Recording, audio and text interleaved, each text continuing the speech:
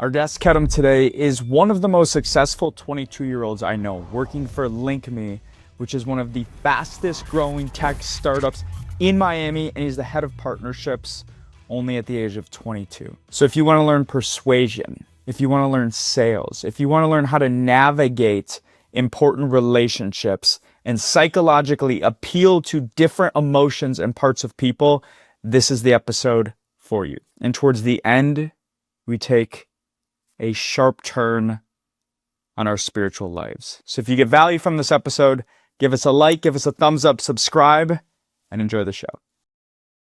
All right, so the Linkme crew, I came down. We never met each other in Miami, but I met Nat to your squad. You guys are some really freaking hard workers. So I think I'm most excited to talk to you today. I've got like a word that comes to mind when I think about you. But for like people that don't know you or know your story or like what you accomplish, walk people through like how you got started and what you do right now. That's like a long story. Like we could start when I was a baby or what? Like, that was a long story. Yeah, but totally. I'm kind of curious to see what that word is that you have of me and when it comes to mind to your head. I guess we'll get into that maybe later. Okay, so we can start with this. What would you say is your best? What would you say is your greatest strength right now? Question. That's a very good question.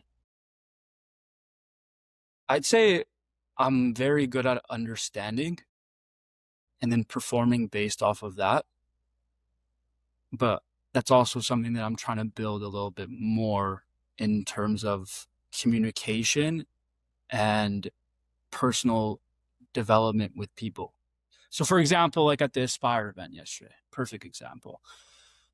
I was talking to this person, and my goal whenever I go into a networking event is to always listen more than I speak, because then I can understand what value I can bring in that conversation. So if the person first talks and talks and talks about who they are, now I can pivot, understand who they are, and then where the value that I can bring into that conversation. If I feel like I have no value at all, or that whatever I'm going to be speaking about has nothing to do with what that person has told me, then I won't really speak about it. I'll just be friendly and be interested in what they're saying.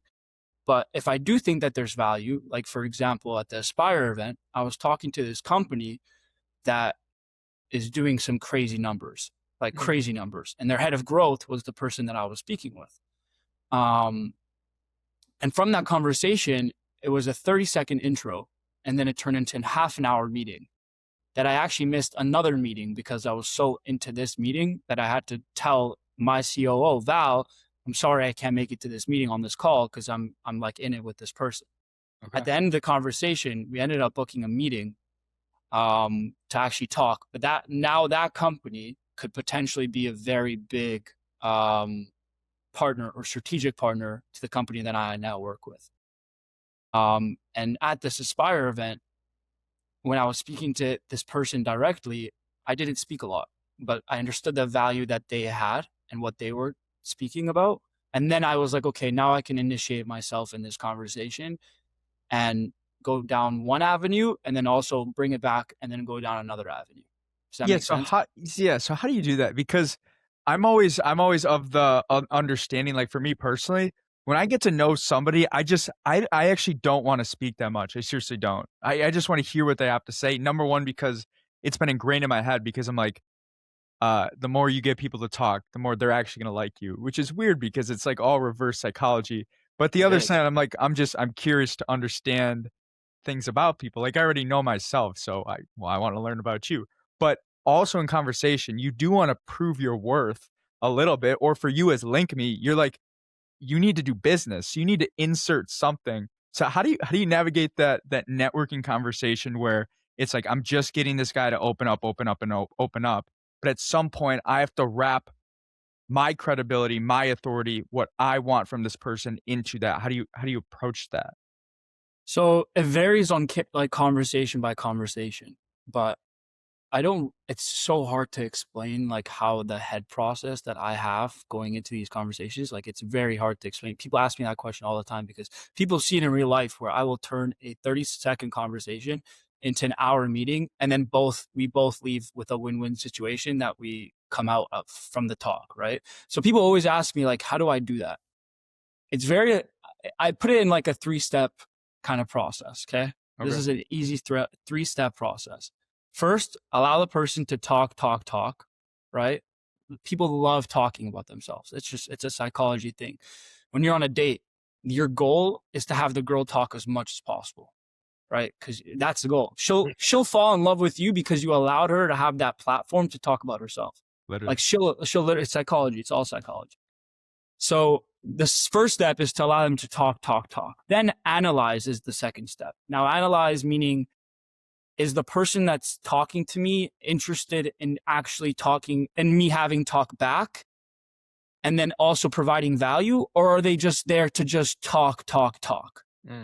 If that kind of makes sense. Because in many conversations, it could just be a person who's just trying to just have exposure in their conversation, or it could be that they actually want to kind of attract value from you, right? And so that way you have to do number 2 is very important, is analyze. And then the third one is input. What you input at the moment where you start talking after they started talking is very crucial. You probably have 10 seconds to 30 seconds to speak about pain points in the conversation that now you can provide value. After that, they're just going to hear blah, blah, blah, blah, blah. Does that make sense? Give me an example. Yeah.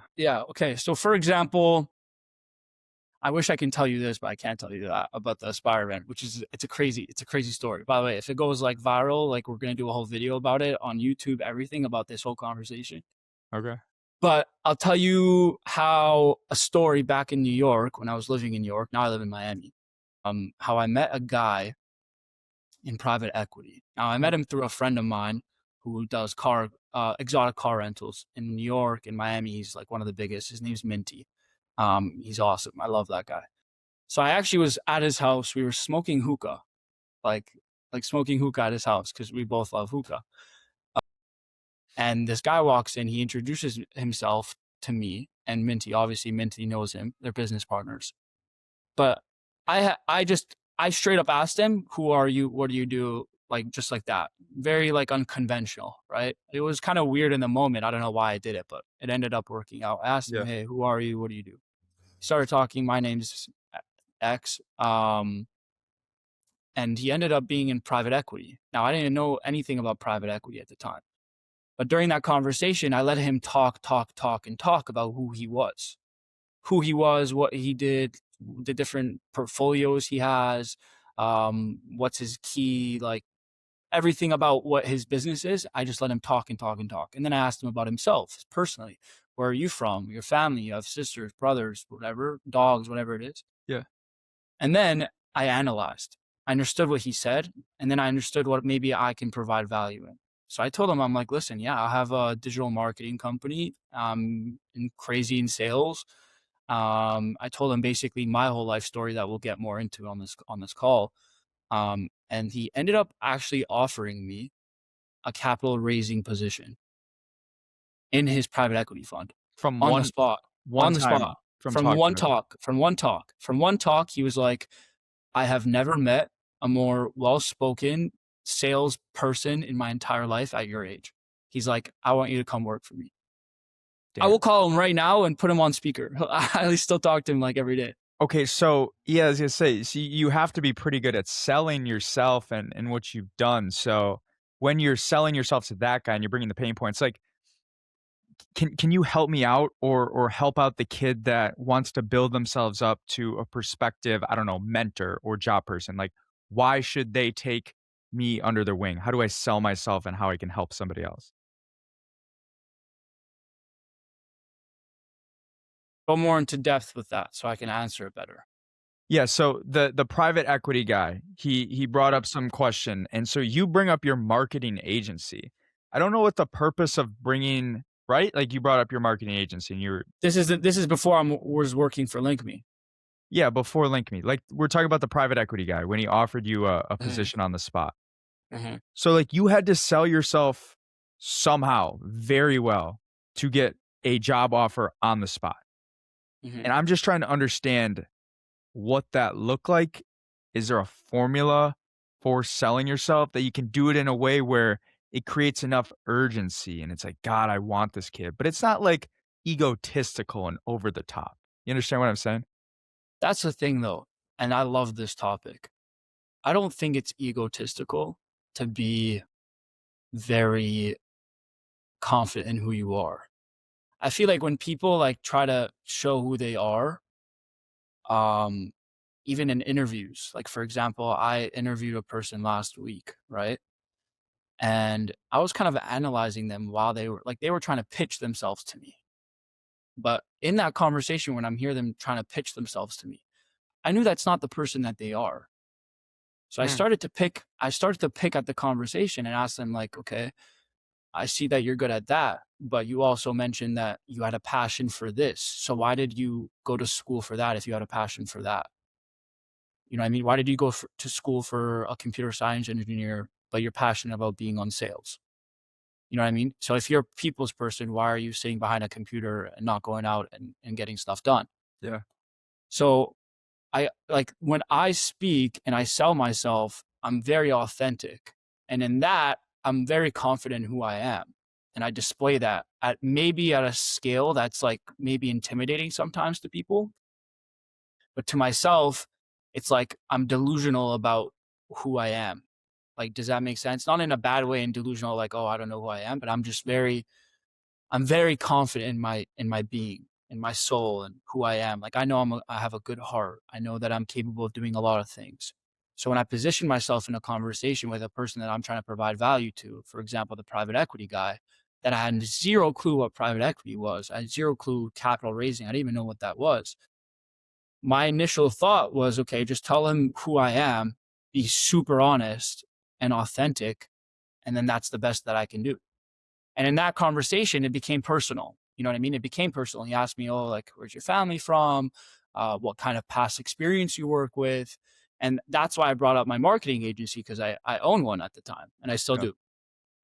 And then I also spoke to him about my past, about how I went to school in Israel for 6 months, learning Bible study, got super sick, left back to Canada, where I'm originally from, and then started selling cars on Facebook Marketplace. So that's like the sales part of me that kind of went into that conversation that maybe he kind of got a hint of when it was like, okay, I need you for a capital raising position, which essentially what they do is they literally go out and collect capital and close deals for private Yeah. equity funds.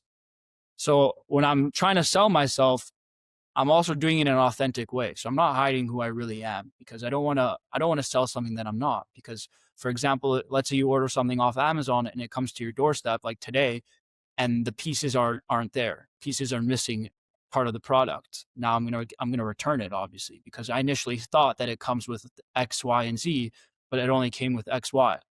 So when I'm selling myself, I'm being so authentic, so true that it's almost to the person like this person is like being the most authentic I could ever ask for. I'm not used to that. So like it's so weird. Like no one actually is that authentic. Maybe this person is special. Maybe this person has an edge. Does that make sense? Yeah. Yeah, so it's at the core just, like, straight authenticity, and you don't care and it's actually funny because I mentioned yesterday, I spent the entire day with, Eleonora Srugo, so this video will be out by the time this drops. One of the best real estate luxury real estate brokers in New York City, works with her clients are a bunch of celebrities. I shadowed her all day yesterday, and I love shadowing people like, for example, Net, I love that. Justice Parmar, I you probably know him, love that. Sam Maxwell, Cold Life, love that because you get to observe how these freaking people operate and how they communicate and make decisions and like their behavioral tendencies. It's so cool. And so yesterday when I'm following around Eleonora, she was with a client, and this client's like very famous. We probably wouldn't know him, but he's a famous guy. And so both observing this guy and her, they will straight shoot anybody. Like almost to the point where it's so blunt and they're so authentic to every single person. It doesn't matter if it's like the highest CEO or like a janitor. They would just the same person throughout, very authentic. But for example, this guy yesterday was staying at a hotel and he smoked in the hotel. He just doesn't care. And so he's ripping darts in the hotel. and puts in the cup, whatever. It's He comes dope. in the car and he gets a call from the concierge. This is when we're driving, touring, and showing all these apartments. And the concierge is like, we're gonna fine you $2,000. You can't smoke in the room. He's like, the fuck? The fuck? You're not charging me $2,000? And they got and the person's like, sir, this is policy. He's like, don't talk to me like you're the police. You will absolutely not charge me $2,000. I know the people. This will not happen. You are losing a major, major customer. And he like almost flips it at this other person and starts yelling at the person who's just trying to do their job after he smoked. Like that's such a violation of policy. But it's like that raw authenticity and almost like delusional about like no matter what I want, I can get. And for some reason it's a very attractive quality. It's attractive, but it's also scary. Dude.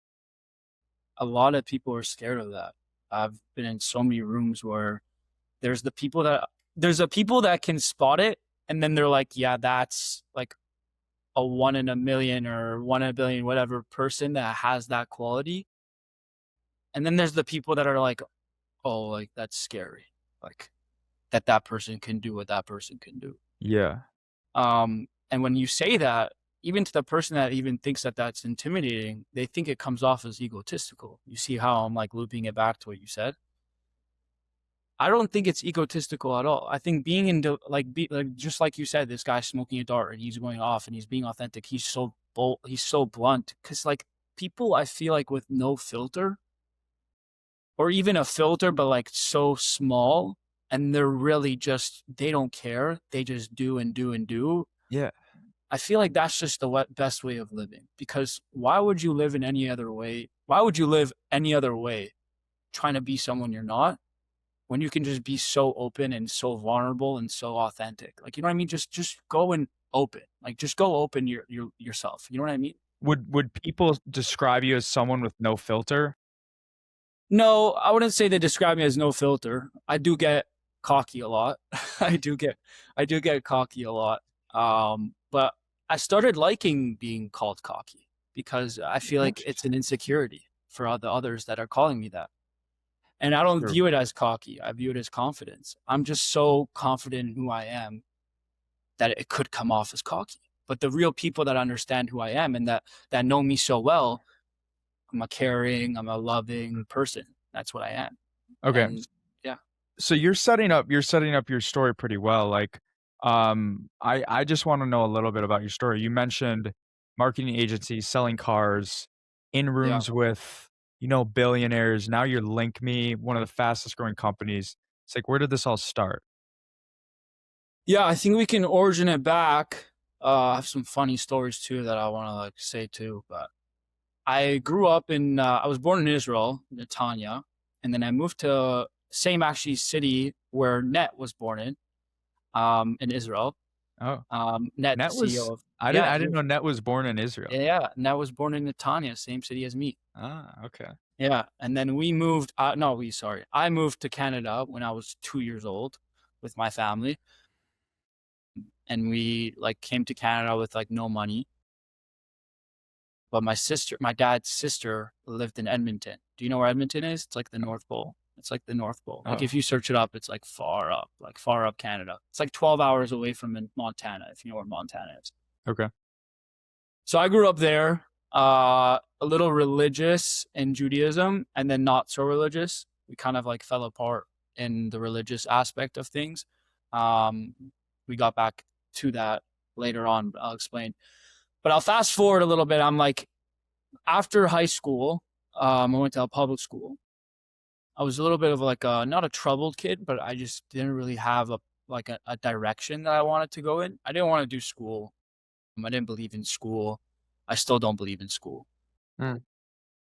And I didn't know what to do. So I was like, okay, you know what? I'm going to go back to my roots and, connect more with God. So I'm going to go to Israel and go to Bible school, which is like essentially like you go to Israel and you learn Bible all day, like Torah. You learn Torah all day. The place that I went was a little bit more lenient, so you could still go out and do things and have fun and go out with friends. I didn't take the time that I was there seriously, you would say, as others. I was like literally leaving. There's a half an hour train from Tel Aviv to Jerusalem. So I would literally take that probably every night, go party with my friends, get a table at a club, Damn. and then come back. Yeah, I'm not even joking. Like we literally leave at like 7 p.m. We'd go to a club till like 5 in the morning, get on a train, the first train back to Jerusalem, and then go to class. So like that we wouldn't miss class. So I didn't take the time that I was there to really like connect and say what I was gonna do. At the time I also got sick. I got sick with some stuff in my lungs, like black mold, which was actually in my room that I didn't know that I had in my AC unit. I had black mold in my AC unit, so I got very sick. So I was like, okay, after like fast forward, I was like 6 months, I'm out of this place. Damn. So I leave Israel, I go back to Canada. But before I go back to Canada, my dad was like, okay, no problem, you can come back. And I come from a place, thank God, I'm so blessed that I've always had whatever I wanted and whatever I needed. Not in like in a spoiled way, but thank God I have a good foundation, you know? Yeah. So my dad was like, okay, no problem. You want to come back to Edmonton, to Canada? I'm cutting you off financially. And I was like, what do you mean you're cutting me off financially? Like I didn't hear those words before. What do you mean you're cutting me off financially? He's like, yeah, you're not gonna have any credit cards, and you're gonna go get a job. And I was 18, so I was like, okay, like a job doesn't sound bad. Like, okay, like I had a job before, so I was like, okay, a job doesn't sound bad, but I don't really have a degree, so what am I gonna do? You know what I mean? So I actually didn't think that he was serious about the whole like taking my cards and stuff. The second I land in Canada, this guy picks me up from the airport. The first thing that he says to me, like after he hugs me and stuff, is like, give me my cards back. Damn. So I was like, oh, so you're serious? This is what's happening. I was like, okay, shit, I gotta lock in. I was like, okay. And he's like, yeah, you'll have food at the house and you get a free place to stay, but go do something. At the time, I'm like, I don't like, what the hell am I gonna do? Like, imagine being 18 years old.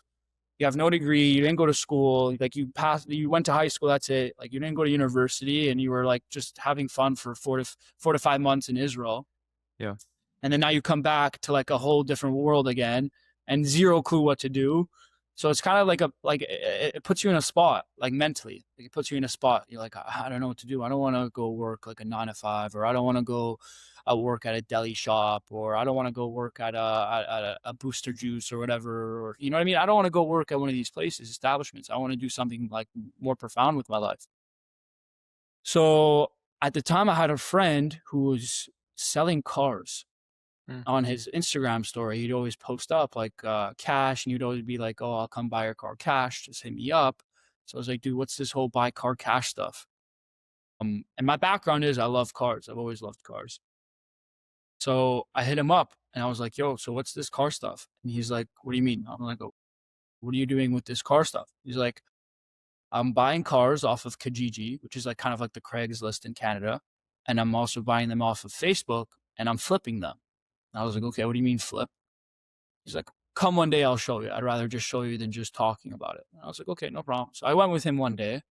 We drove like an hour away from Edmonton into like kind of like the farmland.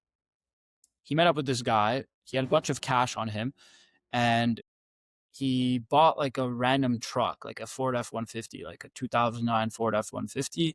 And I saw when he was talking to the guy, he did like an inspection. He took the car for a ride, and then he came back. The car was originally listed at like, I think $6,000, something like that. And he bought the car for around 3.2, 3.3. Nothing wrong with the car. But the car's value when he went into the car and told me was that car was actually worth 9.5, 10, right? So he just bought the car for 3.2, something like that, right? Yeah. The car's value is worth 10. So I was like, you're telling me you're going to sell this car now for 7K profit or 6.8 profit? He's like, yeah. I was like, what the fuck do you mean yeah? Like, what do you mean, yeah? Like, he said it so leisurely. And I was like, what do you mean, yeah? He's like, yeah, dude, learn the KBB.ca Blue Book, which is the Kelly Blue Book of cars. It tells you everything about cars, their market, everything. Learn it like it's like it's your baby. And then you can literally go and buy cars off of Marketplace, negotiate to get them lower on the price that they already posted up, and then find the margin that you need in order to make money, right? So I was like, in my head, I was like, wait, did I just land on a gold mine? I was like, hold on, I know cars. I have a little bit of that salesy in me. Maybe I can do this, right? So I'm 18, fresh. My dad told me he's cutting me off financially, and I went back to my dad literally a week after, and I was like, Dad, I need a loan. I was like, Dad, I need a loan. In his mind, he's like, dude, I just told you, like, you're done. Like, what do you mean you need a loan? I was like, no, listen. Like, I actually think I found something that I could make money from. And like, Dad, I don't know how to tell you this, but like, I need it, please. Like, if it's not you that's going to give me the money, I'll go and find it somewhere else, but I need the money. Thank God, again, like I emphasize this to everyone I tell this story, that thank God I come from a family, my dad, my mom, my sisters, like all amazing people. And my dad always supported me in everything that I do. So being the amazing dad that he is, he brought me $5,000 cash Canadian. And he's like, okay, don't fuck it up. And I was like, okay. I would then sat all night on Facebook Marketplace, finding the best cars, finding all the different markets, what kind of cars I need, Toyotas, Ford, Chevys, Nissans, what cars not to touch. If I touch this car, this engine, is it going to fuck up on me? Or if this car does have a lot of problems, do I need to fix it if it has problems? How much is that going to cost me? Where do I go if I need to do that? All these different thoughts coming into my head is like, now I have the money. Now what does it take to execute? Now I have the money in my hands. I have 5K right here. What am I going to do with this 5K? Am I going to do what I just said I was going to do, or am I going to flop? Right? A lot of pressure is going to me now. Because not only do I want to prove to my dad that, I'm not a bum sitting at home, but I also want to prove to myself that I can actually do something on my own. You know what I mean? So I had that fire. I had that urgency that I wanted to go out and get my own shit, right? So I found a car. I actually have a picture of it. It was a 2002 Honda Civic manual with 100,000 kilometers on it, which is very low for a 2002 car, right? It's like 18 years. You're talking about, sorry, not 18 years. Yeah, 18 years. You're talking about 18 years, and the car had no mileage, like no kilometers. In Canada, it's kilometers. US, it's miles. So I found the car. It was posted up, I believe. I'll get the right numbers if we need, but I believe it was posted up for like 3.2K, right? So I go on my Kelly Blue Book, and you automatically put in the mileage, you put in the condition based off the pictures that the guy took of the car, and then the trim of the car, if it's a manual, two-door, things like that, on the Kelly Blue Book website. And then it comes back to you and says your trade-in value, and then your private resale value of like what would the value be if you resell it by yourself privately. So I look at it, and the car was worth around 4.8K, but the guy posted up for 3.2. So now I'm thinking in my head, I'm going to go there. I'm going to text him quickly, which I did. I texted him, hey, I have cash. I'm going to come right now. The number one text that I always sent these people was, hey, I have cash. I'm going to come right now. I don't care about the condition. I read the description. If he's lying, I'll know. I'll go there. I'll check. But I'm coming right now. Cash. Urgency is key. Showing them I'm coming right now. I don't care where you are. I'll come right now, right? So I told the guy I'm going to come right now. I'm bringing cash. So I brought cash with me. At the time I bring my dad, this is the first time I'm going to do my first flip, right? So I brought my dad with me. And my dad knows a lot about cars. We'll get into my dad's story, which is even a better story than mine, but he knows a lot about cars. So my dad comes with me. We check the car. Everything was great. And then my dad was like, okay, are you going to negotiate with him? Because you're not going to pay the actual price that he's asking. And I was like, oh, why not? The car's good. He's like, no. Let me teach you something. So now I see my dad live in action. He goes, speaks to the guy, says, listen, you're going to need to change the shocks. You're going to need to change the discs on the car. There's a liquid coolant leaking. There's a tick in the engine, whatever. There's going to be a bunch of repairs that we're going to need to do. We got to lower the price by minimum $1,500. So the guy was like, what do you mean $1,500? Like, I'm posted up for 3.2. I'm not going any lower. My dad's like, listen, you're not going to get anyone else to come buy this car. It's a piece of garbage, but we'll buy it right now if you want for $2,500. Yeah, I was like, okay, fine. Yeah, no problem. So signed the bill of sale, gave him $2,500 cash, took the car. There's nothing wrong with the car.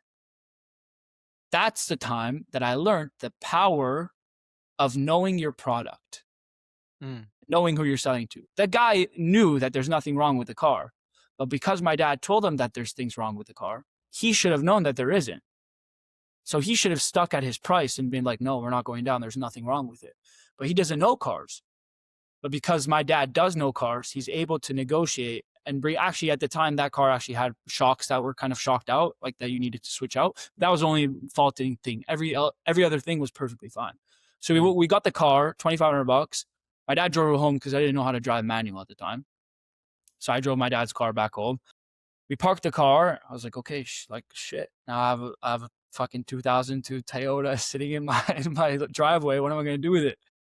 So I came out. This is before I knew about ChatGPT and all that stuff, right? And this was before ChatGPT, I believe, was even out.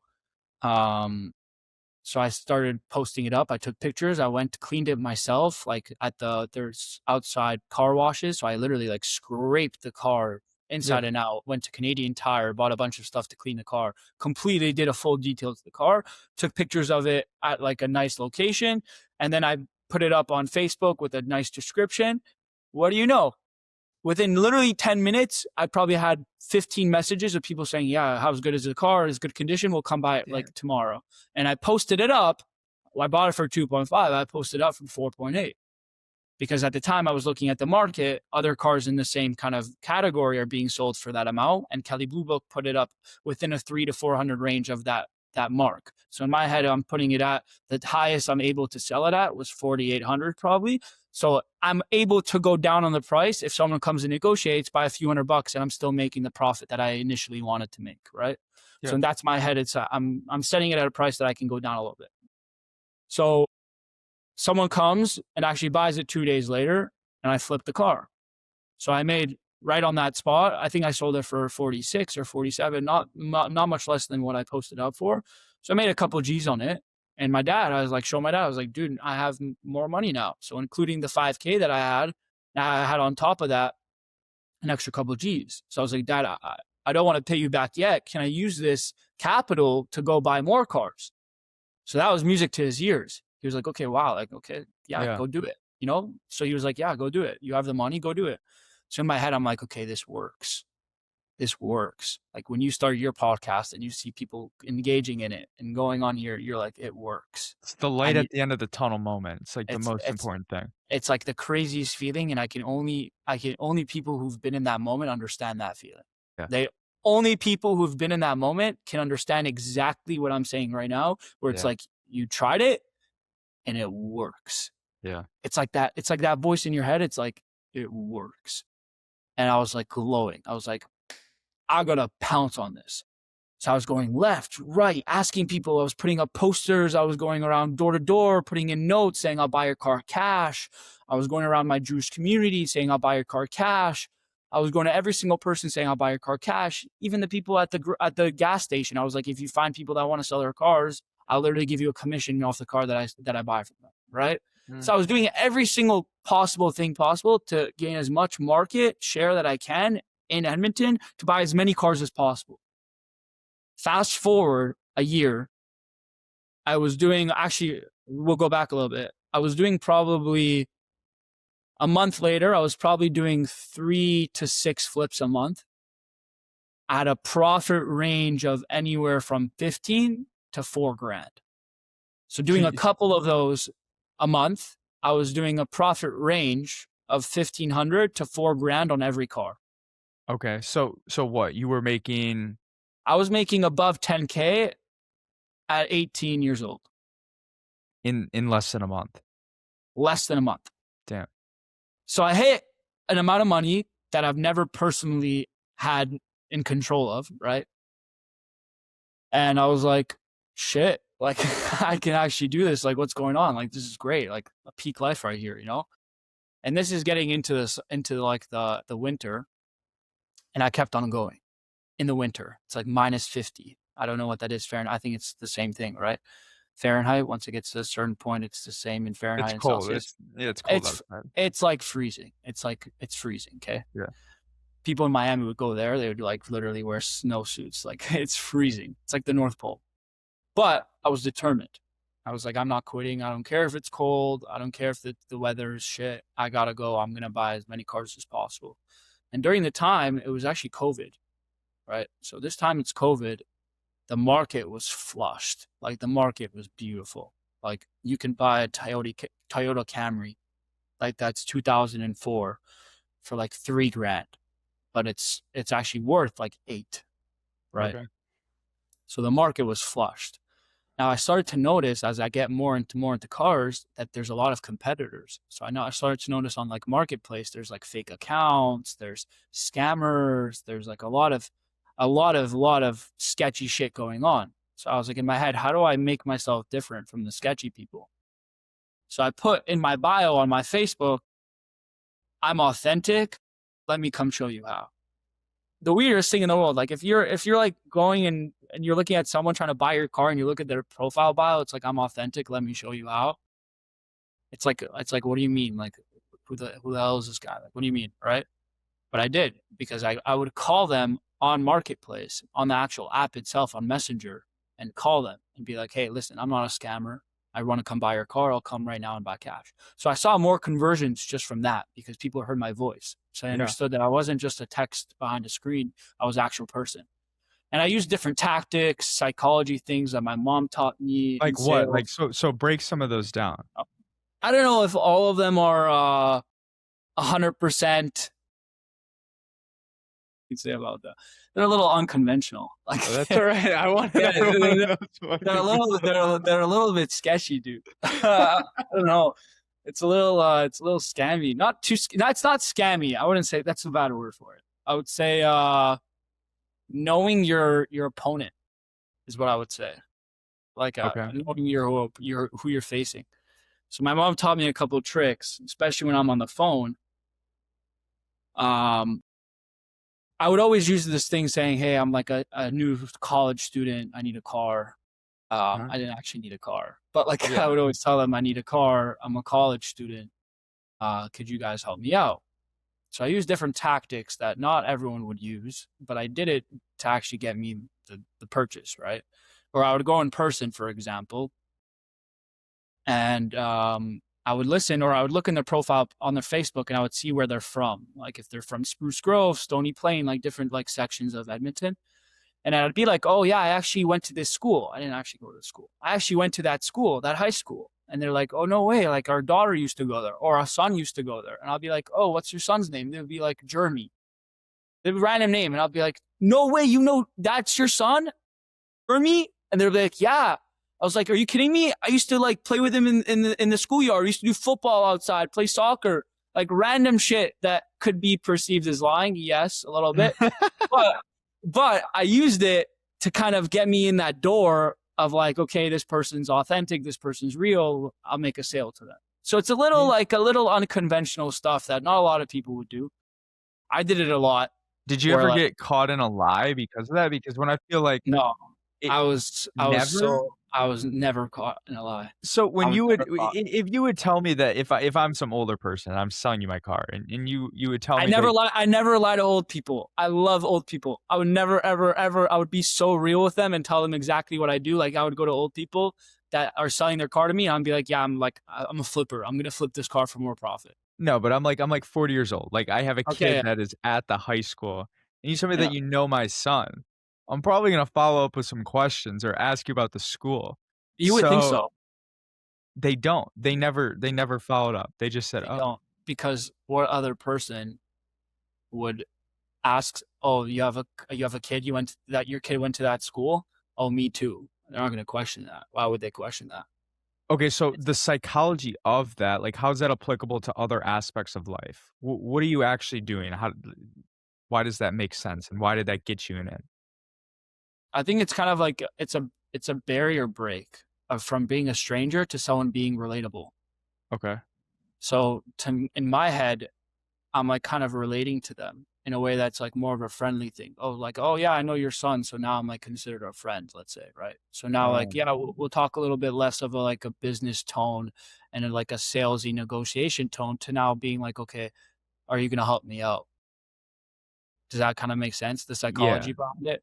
It kind of breaks them down from being, okay, like this is just a business transaction or a purchase transaction to now being, okay, you know my son or my daughter, whatever it is. Now it's like more of like a friendly conversation. And then we'll relate it to like a sport, right? My initial goal wasn't to actually talk more about their family or the connection that I may have or may not have with them. But the goal was to actually connect more to who they are and what they like and changed the whole aspect of me going to buy their car to now being more of a personal conversation with them and more of a friendly call before we even get to the price, before we even get to me looking at the car, before me even getting into the car and driving it. Let me be a little bit more personal with you. Get at that level where now you can call me by my first name and not be weirded out by me being a wholly like a different stranger from marketplace, like me being a Yeah. whole new stranger that you have no idea who I am, but now I'm entering that bubble of yours where now you can be open with me and be a little bit more friendly. So we'd open about different topics and different things that then open me to being able to say like, hey, listen, I think you're a great person. We just met. I'd love to connect even more. Like we'll stay in touch, but can you help me out on this price? Uh, Right? do You get do what you I'm have any? saying? Yes, I totally do. Do you have any other psychology tactics that you would use? I've have many, not many that I'm gonna share, but I have many.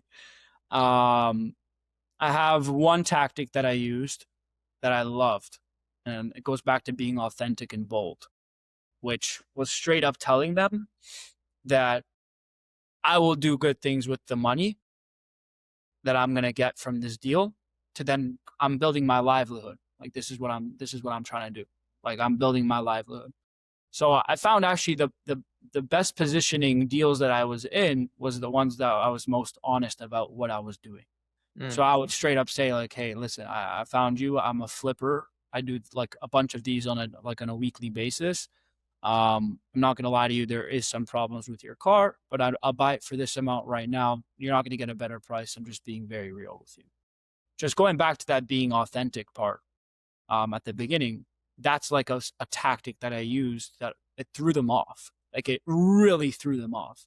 Because now imagine you're selling a car. The car market's very like difficult. So now imagine you're selling a car to someone. They're trying to get the lowest price out of you, right? That's their goal. But for the seller perspective, you're trying to keep that price as high as possible. And Yeah. there's no in between of being like a friend or being personal. There's no connection there. It's just straight business, right? So if I was able to break a barrier and be authentic and be bold in a way that's like, I'm telling you exactly what my purpose is here to do with this car, maybe that will position me better than a person who's being fake or just trying to do a business transaction and be sleazy, right? So Yeah. that's like a So go ahead. real authenticity. I think people appreciate that. Another tactic because when you brought this up, I thought about something that happened in my life. So one tactic I used, I just invested in like a coaching program for content. Nice. And this is some of these courses, I don't really know how they price this stuff. I still think I got gypped because I didn't really understand the game, Should have but asked me. I know all the course seller guys. I should have. Next time I will. But Next time you'll be selling the courses. right. They priced it though at 7K, and I'm like, I'm not doing Wow. 7K. There's no shot Wow. 7K. So I was thinking about ways where I could get this down. And I just kept going to like, what stories or what examples of my life could make this work. But anyway, when I was down in Miami, I was with Sam Maxwell, CEO of the Cold Life, like one of the Hmm. largest cold plunge companies in the world. And he was just telling me the story about this coach that he worked with and how this coach changed his life. And one of the things he said about the coach is this coaches higher up wellness, like Michael Smoke. And I'm like, holy cow. So this coach changed Sam's life. This coach changed Michael Smoke's life, higher up wellness, one of the biggest creators out there. Like Yeah. this is real credibility. This is a legit guy. Legit people are working with this. So when I was trying to get the price down, I tried to pivot it this way. Like I was going to be the biggest creator to enter this group. And so I told them the story about how just speaking with Sam and immediately when he said, this guy coached higher up wellness, I was sold in a second. That's all I needed to hear because higher up wellness has so much status and influence that if this guy is paying another guy to actually coach and mentor him, I want him. Like that's enough. That's all it is. And so when I was trying to get the price down, I brought up the tactic like, listen, this is a story of how I sold into buying this guy and having this guy as my coach in 1 second. As soon as I heard this, I did it. Well, I know your situation right now, like, you guys are trying to grow. You guys don't have a ton of huge creators in there, but listen, if you get me in the door, I'm the biggest creator you have. If you get me in the door and you can grow my account to X amount, I'll be the best testimonial for your business you can ever imagine. And then when people start hearing, like, a trusted someone that they trust and someone who has a good personal brand uses your stuff, that's instant credibility. That's like a Michael Smoke moment. I'm not trying to gas myself up and say I'm incredible, but, like, if I'm the biggest creator in the Oh, but community. even doing that is like you Right. see there's results. Like it's not gassing yourself up in like a cocky way. It's just listen, it's a fact. Like it's Yeah. straight up a fact that you would be the number one testimonial for them. You know? So it's exactly. And so I painted it that way. And I'm like, listen, this is the reason why this price should come down. We either do this for X amount right here, and I will pay on the dot, or I don't think this is going to work. And I think the other thing about, like, sales and negotiation is when you it's the word because. I saw this in maybe a psychology class or something. For example, like, if you're in a line, they ran a study. This psychologist ran a study where people were in a line waiting for a printer, and they would have one person ask the person in front of them, "Hey, can I skip you to print this paper?" And the way they ran the study is when the person would say, "Hey, can I skip you to print this paper because I want to do it, or Mhm. because I'm in a rush?" It Mhm. was like a crazy percentage more that they would let that person skip just because they said the word because. And sometimes they'd run it and they say, because I need to print this. Like, it made no logical sense. Not because I'm in a rush, because my kid's crying, just because I need to print this. And they were so much more likely to let that person go ahead than when you just go up to someone and say, "Hey, can I cut you in line?" So just that simple thing. Anytime I'm trying to negotiate or be more persuasive, using because XYZ is exponential. And then also just really being bold. You strike me as a bold guy, like saying, "This is what we're doing. If so, I'm in." Just like your cash thing. I'm coming right now with cash and I'll buy it on the spot. I think those two tactics very, very helpful. Very. And they're imperative too. I mean, like you said, it's the because, it's the psychology, it's the why. Because is why. Like because is why. Like you're explaining why. So I think the Yes. why behind it is why it's so impactful, especially negotiation. I mean, listen, I know some people that I've met along the way who I think negotiation and sales are like they go intertwined together. But I think a lot of people don't understand that everything about sales and negotiation is psychology. Everything. Everything. Because you're not selling to a robot or you're not buying from a robot. You're buying from a human. So like how can you leverage them being a human into you getting to what you want? Well, so how do you approach that? When you say leverage them into being a human, like, define that. No, I'm saying how do you leverage them being a human Right. into positioning yourself in a way that you can get what you want. Yeah, Like so at the core that you have to understand people pretty well. So when you're trying to position yourself or to get whatever you want out of that person, what are you trying to understand out of that person? And then how do you pull the strings? one is values. When I'm in a conversation with someone, I look at their values. So I always ask them like, you have family? Like, are you close with your family? Do you live near your family?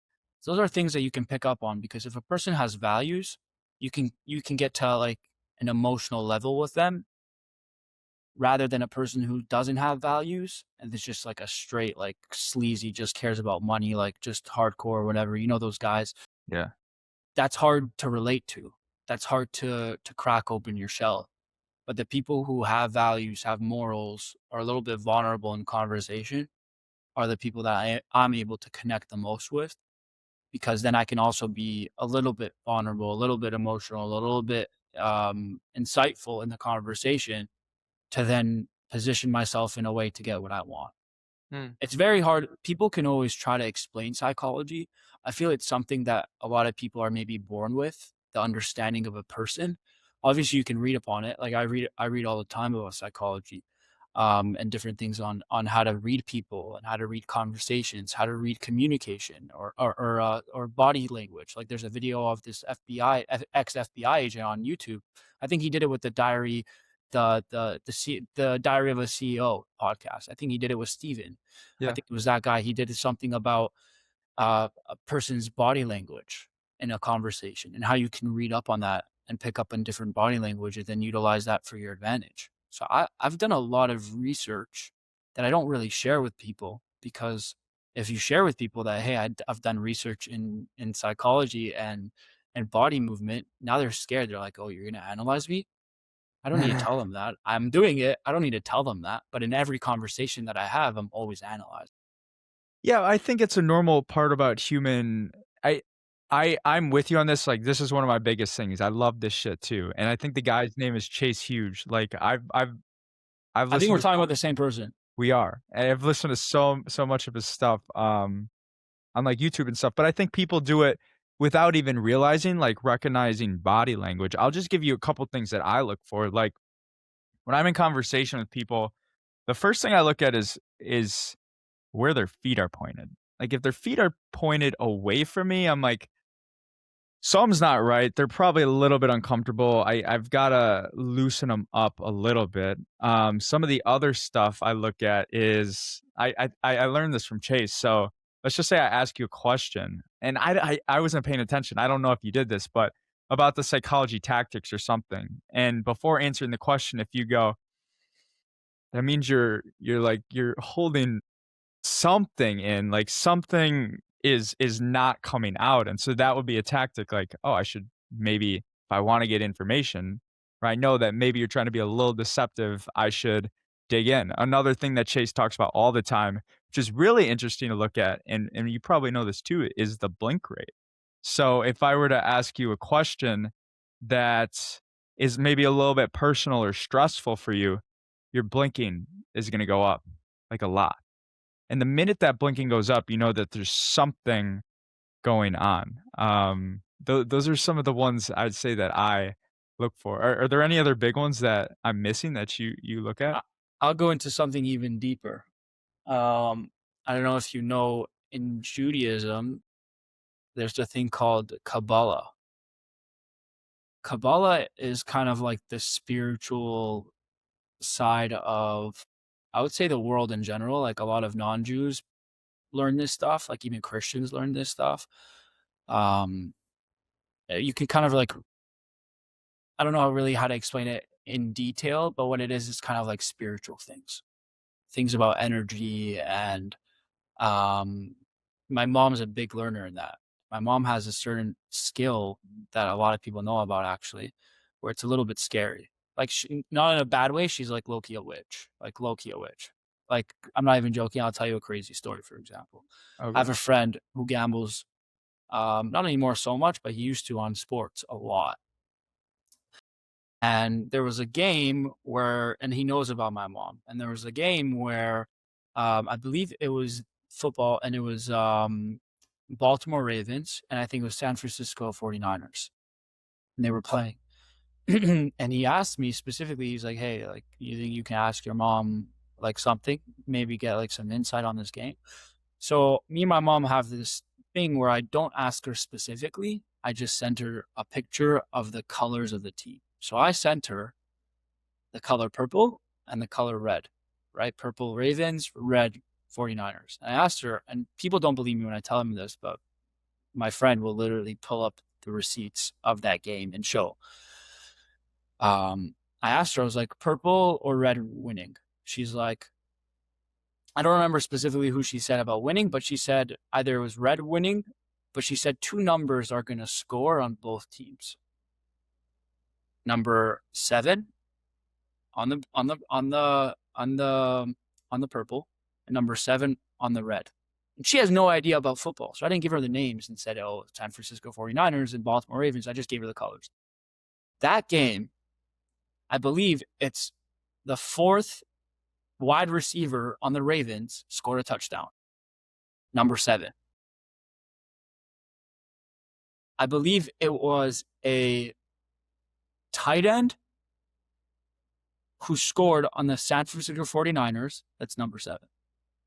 Both in the same game. So they both scored.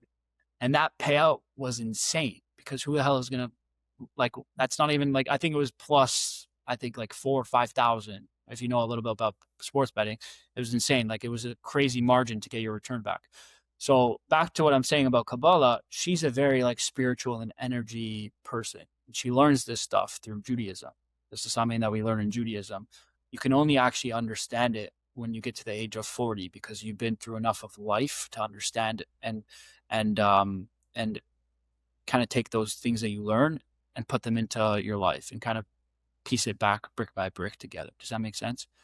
So when I talk about Kabbalah and spiritual stuff, the things that I do in a conversation, I don't think a lot of people do at all. I wouldn't even say 99% of people do, is analyze eyes, energy, and touch. I always, when I meet someone, I try to like shake their hand or give them a, like, you know, where you dap them up and you give them a little hug on the back. You know, that thing where it's like, hey, nice to see you. You know what I mean?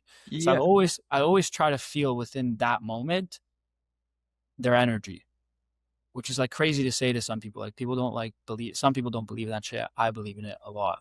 So I try to feel their energy. I feel like everything is energy. I look at their eyes in a conversation. I will straight up look into your soul, into a conversation. And for some people, it's like, dude, like, why is this guy staring into my eyes like that? It's like, I'm not even joking. It's like, why is this guy like staring into my soul right now? It's because I'm reading things about you. I'm reading things about you. And it's like, I don't think it's something that, I think it's something you're born with. And there's people that I know that are capable of doing this. And thank God I'm someone that could do that. But I can read people by looking at their eyes. And there's people that actually teach this on YouTube. There's ways to like really look at person's eyes, the way they sit, the way they talk, the way they move, the way they, it's like you analyze everything about them. And for me, it just comes so naturally in a point where now I know who you are. Now I know what to do. Does that make sense? You got to give me an example. Like, some about the eyes. Is there any example where you read a person and you were right or something happened? So we can talk about like an ex, which is a good example. All right, We'll talk about an ex. When I first was taking her out, actually, screw that. We're not talking about an ex. Screw an ex. We're not talking about ex. We're talking about my girlfriend that I love right now, that I have, and that I'm probably gonna marry. So I'll invite you to the wedding. Sweet. But I'll tell you something. When we first started talking, our first date, we went to a hookah lounge. I took her to a hookah lounge. I bought her flowers. I allowed her to talk a lot. But I looked at her in the eyes, and people don't do this. I looked at her in the eyes, and I said, calm down.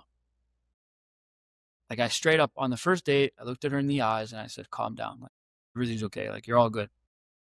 And then she was literally caught off guard at the moment. And she's like, what do you mean? I know we're probably a little bit drunk, too, but she was like, what do you mean? And I was like, you're good. She's like, how do you know, like, I'm like a little bit like stressed or nervous? I was like, I could just tell. And then she's like, what do you mean you can just tell? Like, how do you mean you can just tell? Like, people are like, what do you mean you can just tell? I don't know how to explain it, but when you look at someone's eyes, it tells a story. Either it's from like that day that you were going through something, or previously you've been through something, or you're hurt. And every single time that I notice something and I say, hey, like, oh, I bet you've done this in the past, or I bet this is something that you're hurting about, or I think this is something that you're a little bit concerned about, or this is an insecurity, or this and that. Regardless of the person that I speak to, I'm always correct. And it's like something to do with the eyes. So I would suggest every single time you're out with someone, instead of looking at their body, look at their eyes. What am I supposed to look at in the eyes, though? Look when they're speaking. If first of all, if they're looking away from you while they're speaking, that's like something you probably learned. If they're looking away from you while they're speaking, they're not confident in what they're saying and they're nervous. And it's a tell. So if they're not looking at you, like if they're not giving you eye contact and they're just like looking away, they're nervous. They're not confident. Yeah, Confident person will look at you in your eyes. but also when I communicate, you gotta process information. So like when I'm thinking, I'll be like this, um, but then boom, when I deliver a point, I'll You lock don't in. need to. You don't. I mean, if it's your body language, I guess you can do that. Yeah. But I mean, you don't really like need to look away in order to focus on your thoughts. I think it's just inside of your head you control that. So that makes I don't agree with you on that. you know I you think looking like away into the like sky to like process it helps you. That's how I process information. So when I'm thinking, I'll go up here. There's some correlate in my brain where when I look up here, I'll I mean, process. yeah, it's like a normal thing. Yeah, it's a normal Yeah. thing. Um, okay.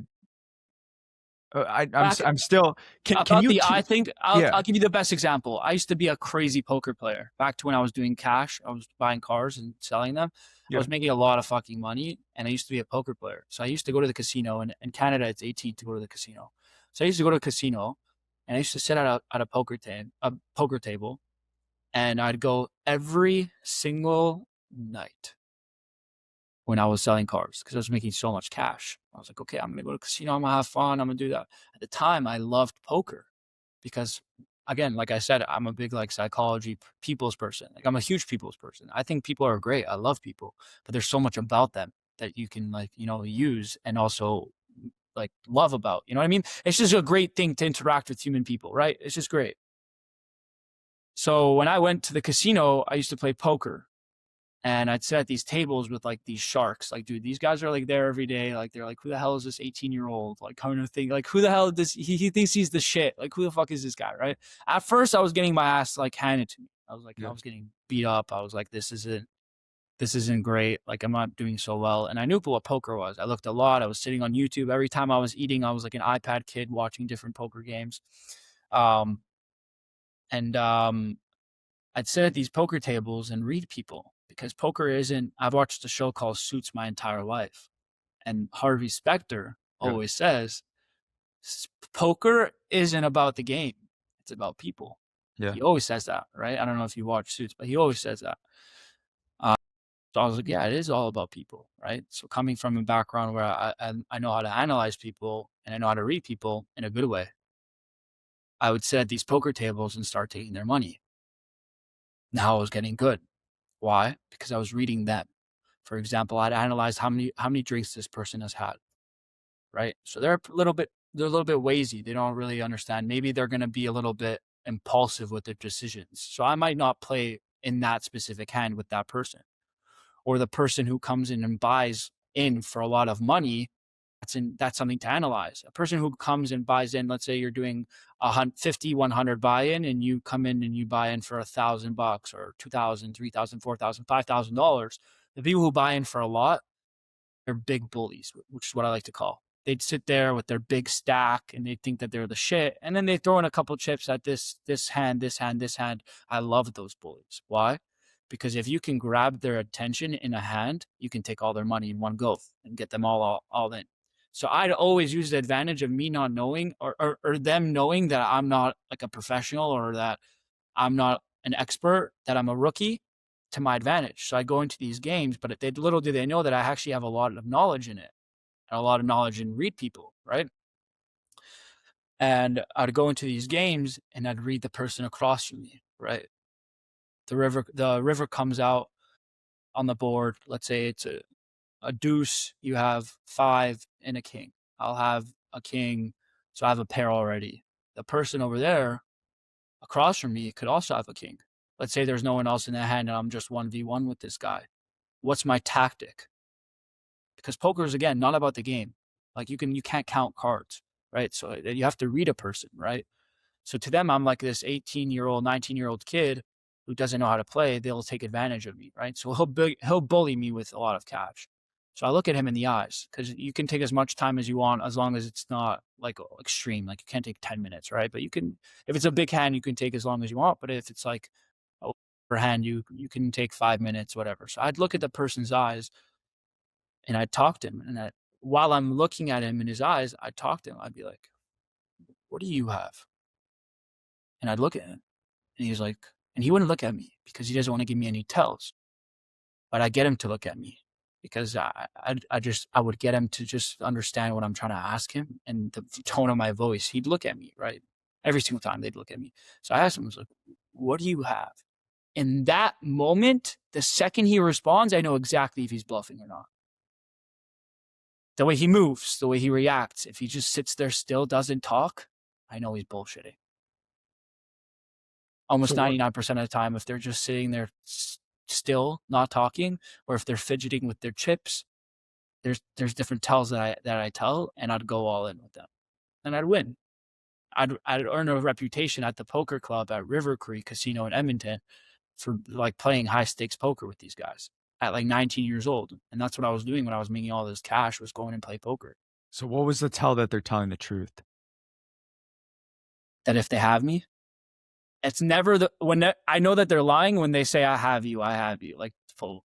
Like, you know, when they say like, oh, fold, fold, fold, I have you, I have you. Sometimes that's reverse psychology, and they're trying to play me and trying to get me to be like, oh, maybe he's being honest, I'll fold. But really, he wants me to call because I'll think that he's just fucking with me, and I want to call him on the pot, right? But like the number one indication that I have is the eyes. I don't know how to explain it, but it's just the eyes. The eyes tell me like I just need to fold or I need to call this guy.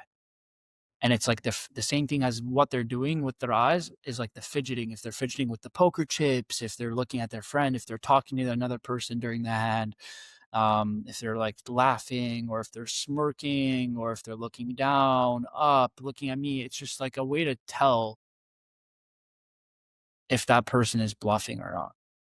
And almost all the time, there could be times where they outsmart me or they outplay me, and me trying to analyze them, they think that I am analyzing them, so they'll try to play with my thoughts. They'll try to get in my head, and then I would call them, and then I would lose because they won that battle of trying to get my energy. You know what I mean? But majority of the time, and you can ask any poker player, that they'll look at the eyes. Almost every poker player, they'll look at the eyes. So what I'm getting at this is you can tell when people lie. Yeah, you can always tell when people lie. Is there any examples, some examples in your life, big decision? It could even be with your girlfriend or something, where you're just like, I know this person's lying right now.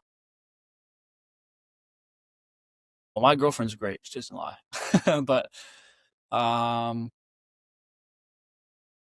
see, now I just caught myself looking up like you do to think, and now I'm calling myself out on my bullshit. Fuck that. You do need to look up to think. I know you do, bro. I do. You didn't. Fuck that. Fuck whatever I just said. You do need to look up to think. I'm just fucking staring into the abyss right now, trying to think about that. See, fuck, call me on my bullshit. See, that's good. See, there you go. What's a situation where I found out someone was lying? Oh, okay. I met a person in Sunny Isles, which is in Florida, at a coffee shop, and he was talking to me. He was saying, "Oh, like I own a business, great, blah blah." And we were like, there was a Rolls Royce parked right in front of us, and I was asking him like, "Oh, it's yours, right?" I hear an echo. You're good. Yeah. So I asked him, "Is like, oh, is this?" No, I hear an echo for some reason. Mine or From my side, yeah, you're yeah, all yeah, good. yeah. Oh, where were we? Rolls Sunny Royce. Isles, Rolls Royce. That's a good example, but I feel like I have a better one. I was just asking like, oh, you have all this money. He's like, yeah, what do you mean? I'm like the number one connector, like things like that. Like I have all this stuff, and I could just tell that the person's lying just by looking like at his eyes. That's not a great tell. What's a good tell? Not a good tell, sorry. What's a good situation that I really was like, okay, this person's lying to me? That's a good question. Why don't you tell me what's a good situation where you've been lied to and you're like, oh, this person's lying to me? Not in a situation where like you had proof, but you're like, yeah, like deep down in my heart, I know this guy's lying. Like, what's the situation? This wasn't even lying to me, but I'm gonna try to keep this as vague as possible because I don't wanna give specifics, but Yeah. there's, uh there's, like, 2 people out there that I know from the past that had, a relationship.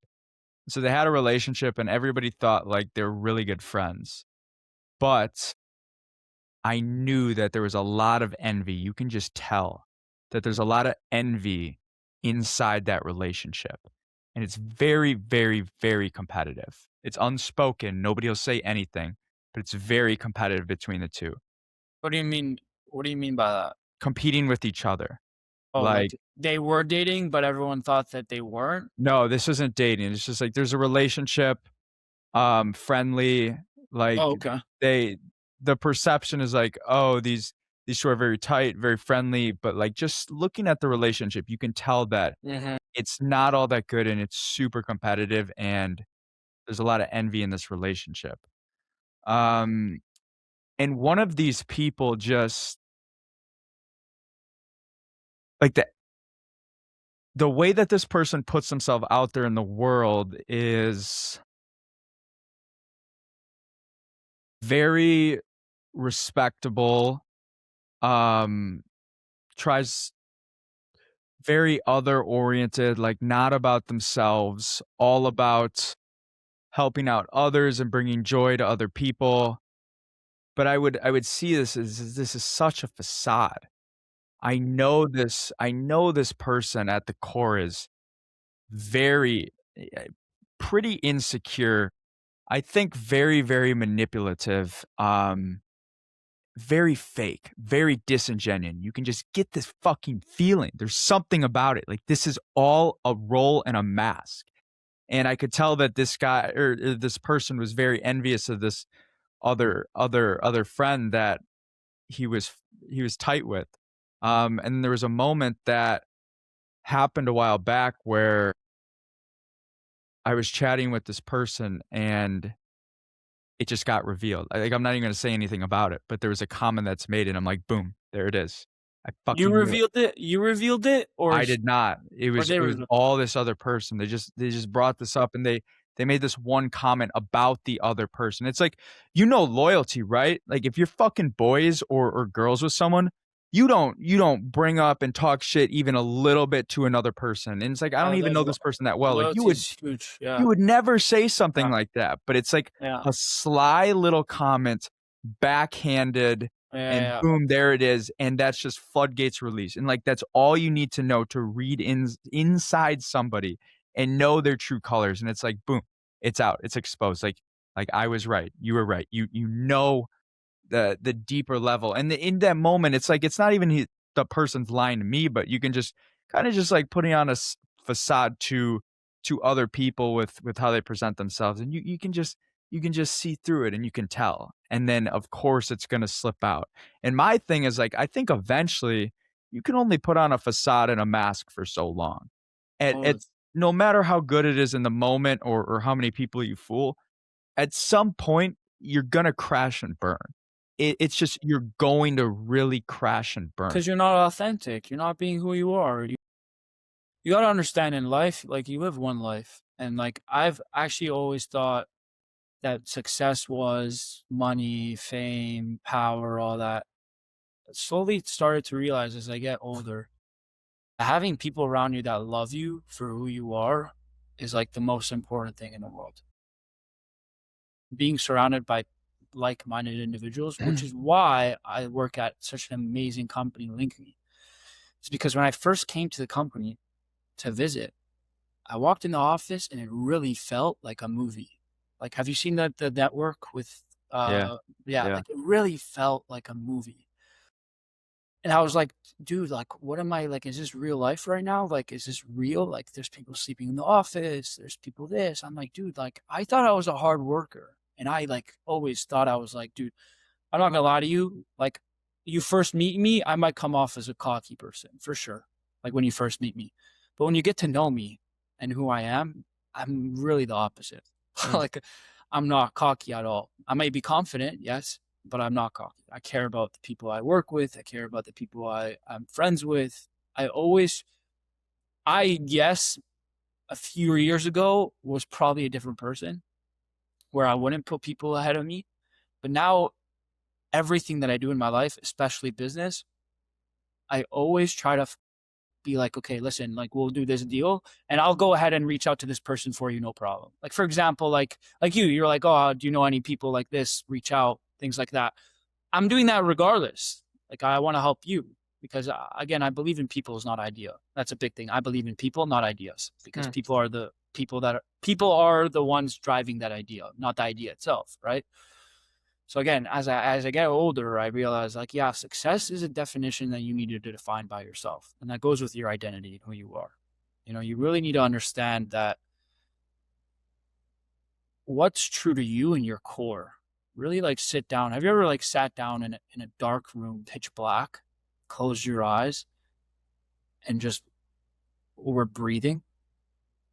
Like just sit down in a dark room. I'm talking pitch black. In a dark room, close your closet, make sure it's dark, put a towel on the bottom, sit down and close your eyes. And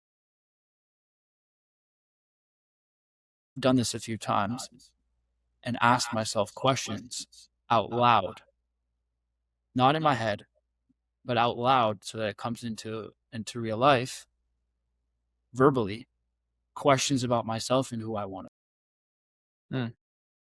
Try that. Try that and get back to me. I promise you, you're going to answer questions that you don't even know needed to be answered. Dude, I don't know if you can see. Are you I'm crying? I'm kind of tearing up right now because Why? I'll explain in a sec. It's kind of crazy. I love that, bro. Holy shit. I You're so actually, awesome. I wanna twist my computer right now, but it's gonna You're gonna bang get stuff. you're gonna get me crying, bro. Shit. Dude, the past 2 weeks have been like really hard for me. Last week was crazy hard because it was the first week I quit my job, and I've been sitting in so much uncertainty. And you don't really understand the whole concept of uncertainty until my coach explained it to me today. And he's like, your entire life, you're programmed to look for structure and routine in your life.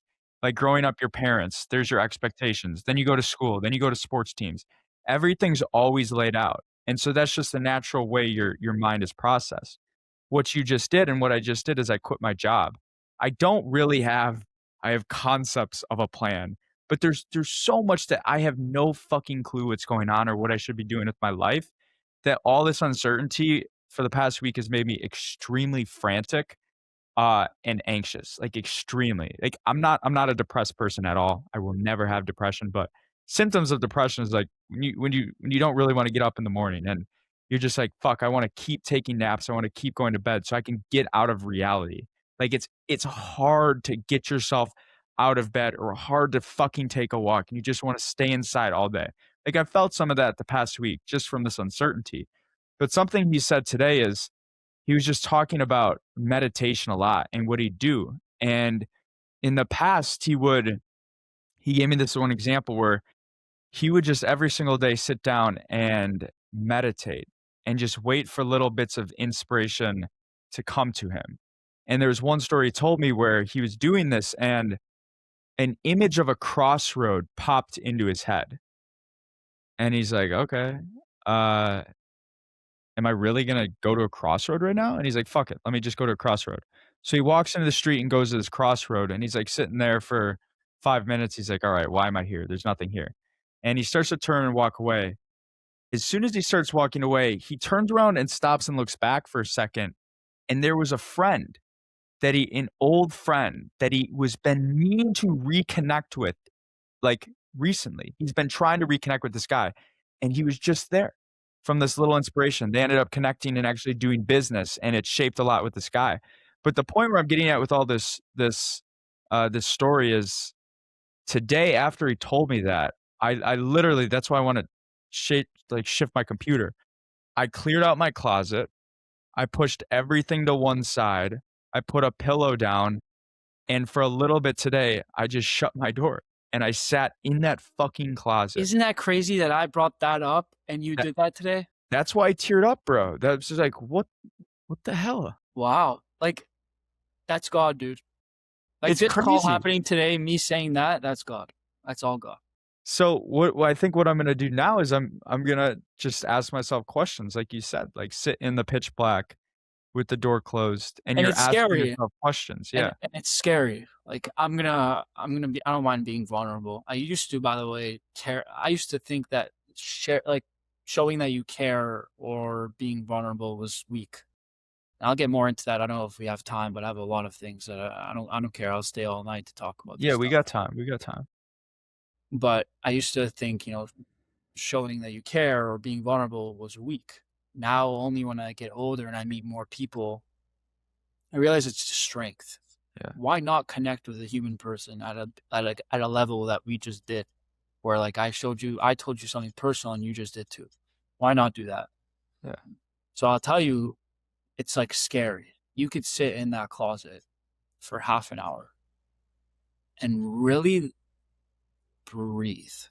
Like, I'm not talking about all this like Navy SEAL shit that you might see David Goggins, like breathe, whatever, or Jocko feeling, whatever, like breathe. Like, I'm talking, let it all go. Let it all go. I started doing this a little bit ago. And not something that I talk about at all, actually. But I would sit in my closet or I'd sit in a dark room and I'd sit on the floor, crisscross applesauce. And then every thought that I have, I wouldn't hold it in. I would say it out loud. Mm. So I'd sit there. I'd have this thought come in my head. I wouldn't let it just sit there. I'd let it out because once I let it out, it's not in my head anymore. I have this thought. I would let it out because once it's out, it's not in my head anymore. And I just have these different thoughts. And then I ask myself, if I do have a worry, why am I worrying about it right now? If the outcome is going to happen regardless, or if it doesn't happen, or if it does happen, that outcome I'm going to have to deal with anyway, right? So why worry about the outcome twice? Fuck. So I'm asking myself, I'm anxious too. Like, things are going great in life. Yes, thank God. But I do have things that I'm anxious about or that I'm scared about. But why am I worrying about it twice? If it's going to come, let it come. I'll deal with it when it's there. Like, I'll deal with it. I get hit with something, bad news, whatever it is. I'll deal with it when it comes. But why am I worrying about it twice? Why put myself through pain twice? So let it out. Let it out. You don't control anything. At the end of the day, I don't know. You believe in God. Yes, Catholic. Yes. There you go. See? So you believe in God. And I guarantee you, when you're struggling, you sit down and you ask God, listen, hear me out, hear my prayers, hear me and who I am and what I am in this world, in a world that's filled with so many people. Just be a little bit individual to me. Because I've done this. I guarantee you people do it all the time. They might not talk about it. But really, you have to understand everything is from God. And I didn't understand that for such a long time, where I felt like I was in control of everything, that I can do everything, that I'm this, I'm that, I'm capable of. Yes, I have all these different cool skills. I'm good at negotiator, good sales, whatever. I can be whatever the fuck I want to be. And I can be good at anything I want to be good at in life. But at the end of the day, I don't control anything. Like, you seriously don't control anything. Nothing. Us meeting, from how we met to now getting on a call to now doing this to me bringing up that situation to how you literally did that today, that by itself is a bridge that's insane. You got to realize that. So when I tell people, and I always tell people, I don't care what religion you're from, if you believe in God, and I hope you do, that you always ask God to keep giving you challenges, which is something not a lot of people would ask for. Yeah. But instead of asking God, hey, God, give me this blessing, what is he going to do? He's going to give you a challenge to receive that blessing if you do get that reward, right? He's going to give you, listen, you ask for a better car, he's going to get you a better job to now be able to purchase that car, right? But then you have to get fired from your other one, or you have to leave your other one to now get that better car. For example, you have a dream you want to chase. You ask God, give me a dream, give me something that I can be passionate about, that I can wake up, I can get on these calls with these amazing people and do what I want to do and speak to amazing people every day. God, please give me this. What did he do? He brought you to New York to now quit your job, to now do your dream. Yes, are there going to be challenges? Fuck yeah, dude. Listen, if you need someone to call, I'm here. But like, there's going to be challenges. But he gives those challenges because you ask for a blessing. You are the soldier that's going to do it. You're the soldier that's going to do it. You're going to be able to do it because you're capable of doing it. All those times where you don't want to get out of bed, where you think you're not capable, or you're not efficient enough, or you don't think that you can do it, are the days that you need to literally tell yourself, I can do it. I need to shut my brain off and work. I need to put one foot out the door and keep on walking and not look back. And I tell this to people. I actually had a talk with a kid who looks up to me, and he always talks to me. And I tell him, I'm like, listen, you might be lost in life, but no one really knows what they're doing. I don't care how successful you are, and I've talked with many successful people, but no one actually really knows what they're doing. We're all living our first life, but we've all lived our first life in a different way. You've experienced something that I've never experienced before, but when I experience that, I can then ask you, how do I navigate that? Because you've experienced it. So in that case, you're more experienced than me in that situation.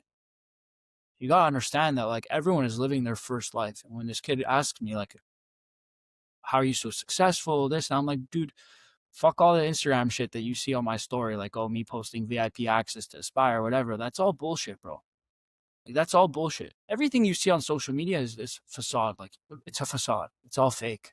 It's all fake. You think I'm gonna wake up, do my daily routine? I'm doing my face routine, whatever. I'm ironing my bed sheet. Like, dude, do you think people are fucking doing that? Like, I see that guy on my Instagram all the time. I'm like, dude, there is no chance this guy's ironing his bed sheet on camera right now and posting it, and people are liking it. I'm like, do you guys not want to go touch grass or something? Like go swim in the ocean, go like explore like with dolphins or the jungle or something? Like, dude, you don't understand that like we're living in your first life. Like you're gonna sit back and just take all this information instead of creating, you're consuming. Like, go create life, go be a part of life, go enjoy things. Like, I always thought that you need money to enjoy life. Like, you don't need that. And you, like, example, people always get in this route or this routine because they're born into it of going to college, then getting a nice, comfortable job, and then working, getting married, having a mortgage, all that. Dude, the system was built in order to keep people aligned. That's what society, like, that's how the system was built. They don't want people to go chase their dreams. You think Jeff Bezos was in that same situation? You think all these major people who became super successful? No, dude, they did exactly what you did. They went the other route. They were unconventional. They were that black sheep in front of in the crowd of all the white ones. You know what I mean? They were the ones that got out of that position, was like, screw this job. I don't care how comfortable I am. I want to be uncomfortable. I want to jump in the deep end, not be able to swim, and still fucking figure my shit out. And that uncertainty, all that anxiety that you have, is the blessing in disguise that you will see eventually. But it's a blessing in disguise because it allows you to be in a spot where now I need to think about a next idea. I need to be more innovative. Instead of being in a job where now you're every day doing the same thing, you don't need to think about any new things. Yeah. Now you're in a position to now where you need to think about new things. You need to think about a new edge. You need to think about who I want to have on the podcast, or I need to do a day in a life with someone. You know what I mean? Now you're in a position to open up your creative caliber in your head to really show everyone who Anthony is. The scariest part that I realized about having the job is it's the most beautiful escape in the entire world. It's an escape from reality. And this is what I understood just from, and I know it was 3 months, 4 months. Oh, you didn't even last a year, but it doesn't matter. Like I can understand what was going on. The people that at least worked in my company, majority of them, they hated this shit. They would come in, they would do their work, they would go home, and I would ask them, like, "What do you do when you get home?" "Oh, I can't wait to watch TV or do this or do that." And then they come and then boom, they're waiting for the weekend, Thursday, Friday, Saturday. They would always go out to the bars. And in my mind, it's like, it's the most beautiful escape in the world. Like, when you come in every single day just to do this for something that you fucking hate and you have no motivation towards, and it's not giving you any light at the end of the tunnel, why the hell would you waste your life doing this? I don't understand it. You're just escaping. You're giving yourself something to distract yourself for 9 hours every single day to escape from reality, then to come home, but now you feel like you accomplished something good because you had to get up and work for 9 hours, and you reward yourself for YouTube, food, sleep, get up, do it again, and then live for Thursday, Friday, Saturday, get fucked up and repeat. It's not life, bro. That's not life. That's certainty. You got your paycheck, you got whatever it is, but that's not life. But the moment you get out of that escape, it's crazy that you said that. It's so true. It seriously forces you to start having new ideas because the escape's not there anymore. Now, boom, reality hits. You start feeling really shitty and guilty about yourself if you take zero action. If you don't have anything figured out because the escape and the stability blanket, bro, it's not there anymore. And I'm nowhere near to having it figured out or anything, but it's the biggest truth in the But entire world. at the same time, you kind of are. Like, you're near figuring it out because now you're with with yourself. Now you're with Anthony. Now you understand, Yeah, like, you're probably picking up on things that you need to work on because you didn't realize that you were doing it while you were in your job. right. And now you're picking up things that, like, now you can be more efficient in different ways. And it brings me back to, like, how I never wanted to work a 9 to 5, but now I'm working like an 8 to 10. Like, I'm at the office at like 8 in the morning to like 10 p.m. And I love it, dude. Like, people ask me, I fucking love it. And every day since I got this opportunity, I literally, in the morning when I pray, I'm like, God, first of all, I just want to like thank you for putting me in a position like this because I know I asked for challenges and I know I asked for blessings, but you gave me like the biggest blessing ever. You know, wherever it goes, I'm thankful that at least I got my body in the door. You know what I mean? Yeah. And people don't realize that now, even though I'm doing what I love, because again, I'm doing like sales, I'm connecting with people. I love talking to people. Like, I could do this podcast for 8 hours. Like, I love this. Like, I love this shit. I love talking to people. I used to not like to be vulnerable or speak about my life or tell people things. But now I have no problem to share because I realize a lot of people tell me that like I influence them in a way, Mm. which is like kind of crazy to think that I'm like me, like I'm not like that. Like, what do you mean me? Like, what do you mean I influence you? You know what I mean? Like, I'm even not at the top of the game yet, but I've been through a lot. So I feel like I help people a lot, you know? But even me, I'm doing what I love. And that's the best part about it is that I wake up in the morning with a smile on my face. I get out of bed and I'm like, dude, I'm ready to fucking grind it today. I'm ready to Dude, kill it. you guys, there's something special about, I like what you said earlier about, it's like, I think you said something around investing in the people and not the idea. Yeah. Yeah, it's people, not Mhm. the idea. It's the same concept for like Elon Musk. Like, I invest in Tesla because not because it's stupid, not because of the idea, but it's Elon Musk. Like, have you read his biography? If you don't invest in this guy, I think you're stupid. Like, this guy is changing the fundamental concept of the world. I But think there, he's an alien, by the way. yeah, there's he's Like, different, but I think he's an alien. Like, there's no way this guy's literally like single-handedly changing the world. Like, he it literally is doesn't make changing the world. sense. Doesn't make sense that like this actually one human is literally changing the world. Like, it's But crazy. there's something that you guys have on at Linkme, and it's, and I don't wanna, I don't take it as the wrong way, but you guys have like a cult-like culture in a good way. Very, very culty and loyal, and it's like it's us against the world. And probably some of that comes from you guys all your faith. I think a big part of it is your faith. Like, when I interviewed Net and we were having the podcast, his belief was so eye-opening to me, and the way he described it was this, it's like, everything is God. Every single thing is God, and the Jews are God's chosen people. And so for that reason, it's impossible for me to fail. I am God's chosen kid, God's chosen person, and God wants the best for Jewish people, and so therefore it's impossible for us to fail. I mean, And God wants the best for everyone.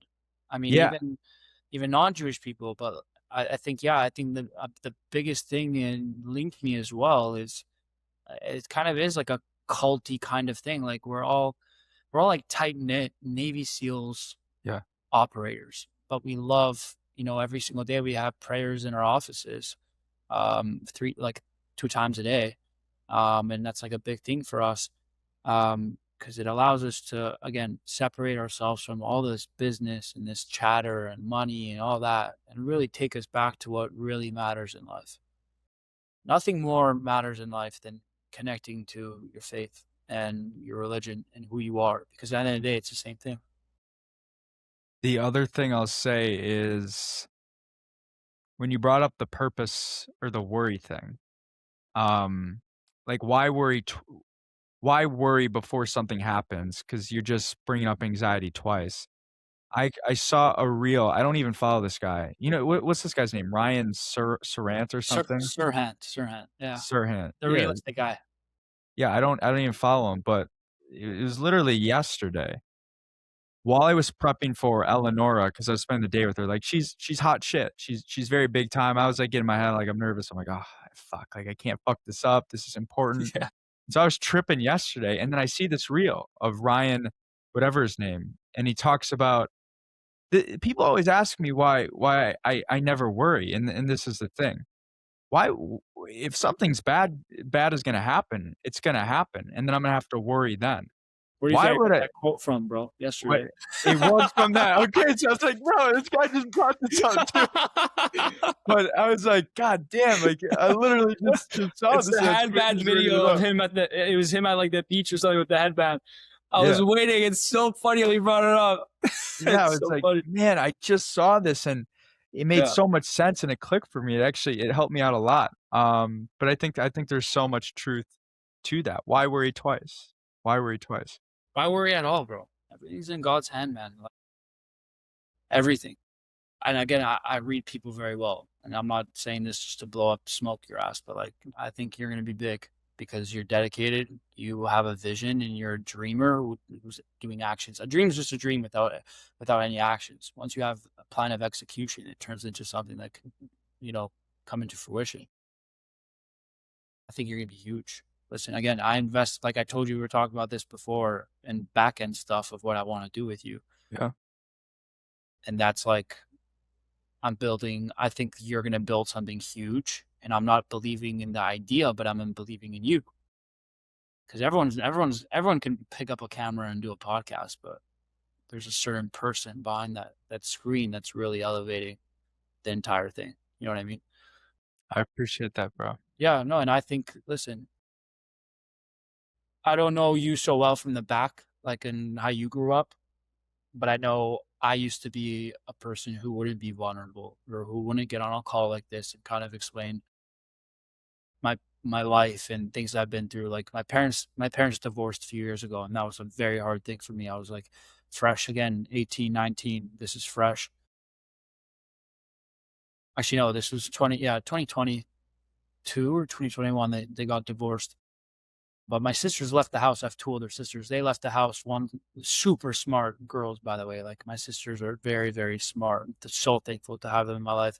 My older sister, she's a midwife. She went to like one of the top midwifery schools in Canada. The other one has like a master's degree in a cybersecurity infrastructure engineer. So she's a genius. Like Damn. she worked for the chief of national defense in Canada. Wow. Yeah, so she's crazy, crazy smart. So they actually left. I was like younger in the house. I was like 18, 19 years old. And my parents freshly got divorced. So it was very hard. A lot of people don't talk about that, but I was like in the mix. I was like in the mix, dude. Like I was like on the phone with the lawyers being like, yo, yeah, no, not gonna happen. Like, you know what I mean? Like I was in the mix, you know what I mean? Like, so it's like something that, again, you come to me 2 years ago, I'm a different person. Yeah. 6 months ago, I'm a different person. I went through again, like I know probably what you're going through right now. I went through like a very hard few months since September. Very, very, very hard few months. This is before I worked with Linkme. I was working on something very, very big. And I went through something very, very hard. I felt very betrayed in the situation. Mm. I'm not gonna get into it, but I felt like I got very betrayed in a situation that I felt that was going to really elevate myself and the people around me as well. I was in a situation where I was probably going to make a few $1,000,000. Yeah, a few $1,000,000 at a very young age. If everything went through, Wow. and it didn't. But I look back at it, and I'm a different person from September last year. Like I'm a lot. I'm a completely. I think I did a 180 actually. Like I'm a completely 180 person. I'm more vulnerable, able to have deeper conversations. I'm okay with being who I am and not being apologetic about it. Like I'm okay with not having a filter or and I have a filter, I'm saying, like, being bold in a way that I wanna Yeah. be bold in. But then I realized in that situation where I was gonna make so much money, I asked myself, and dude, I was at the point of being, like, low. Like, not like depression, but, like, low. Like, low, low, low, like, at the point where, like, again, if another person was in this situation, I don't know what they would do, and God forbid, I don't wanna know what they would do. Um but I was at a very low point, and something that stuck by me, I realized who's real in my life, first of all. Like, I realized who's my true people in my life, and that was also a blessing.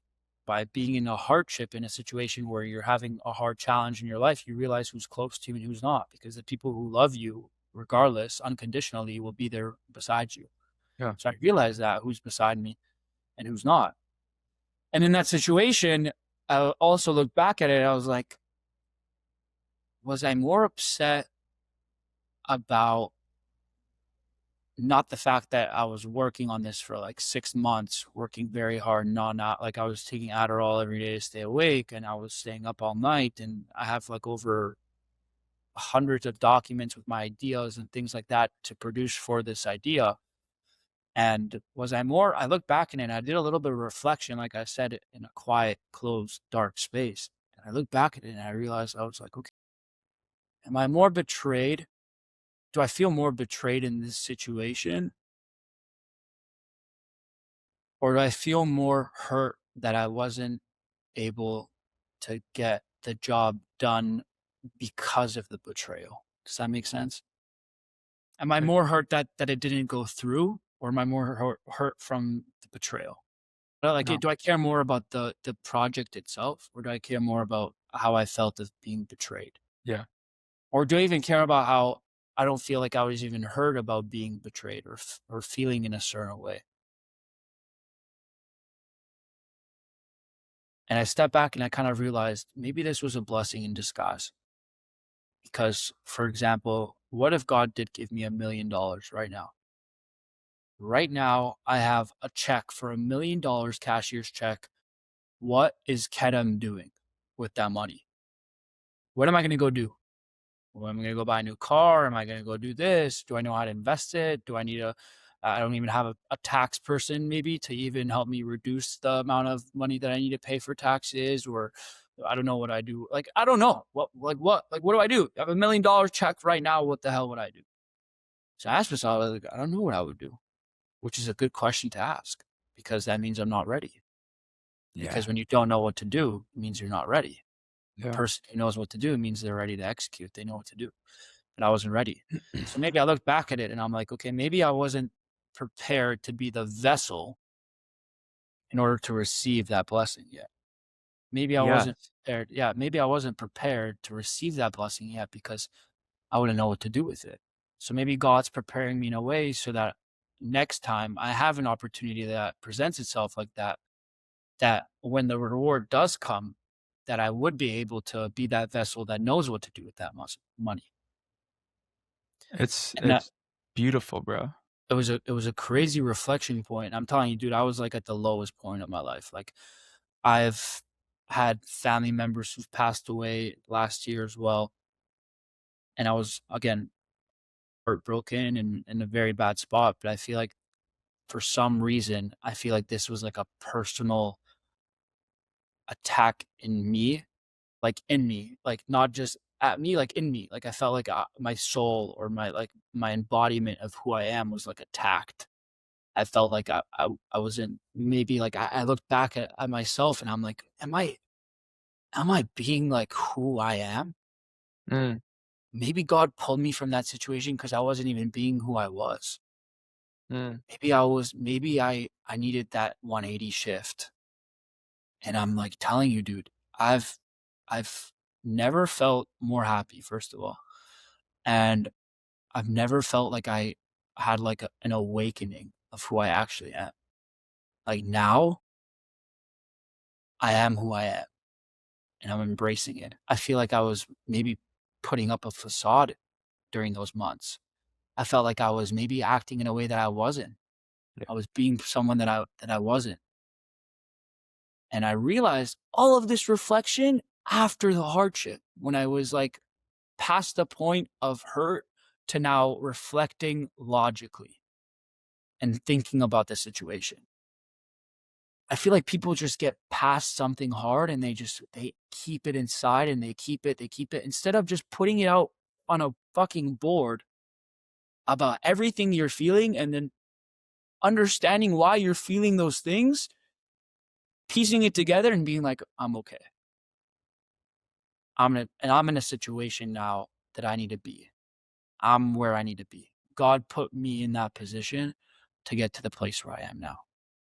I packed up my stuff beginning of December in a minivan, told all my friends bye in New York, rented a van, put all my stuff in the van, drove down to Miami, and started with Linkme.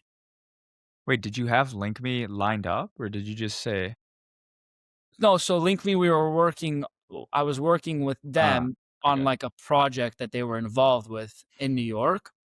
And that's how I grew the relationship with them.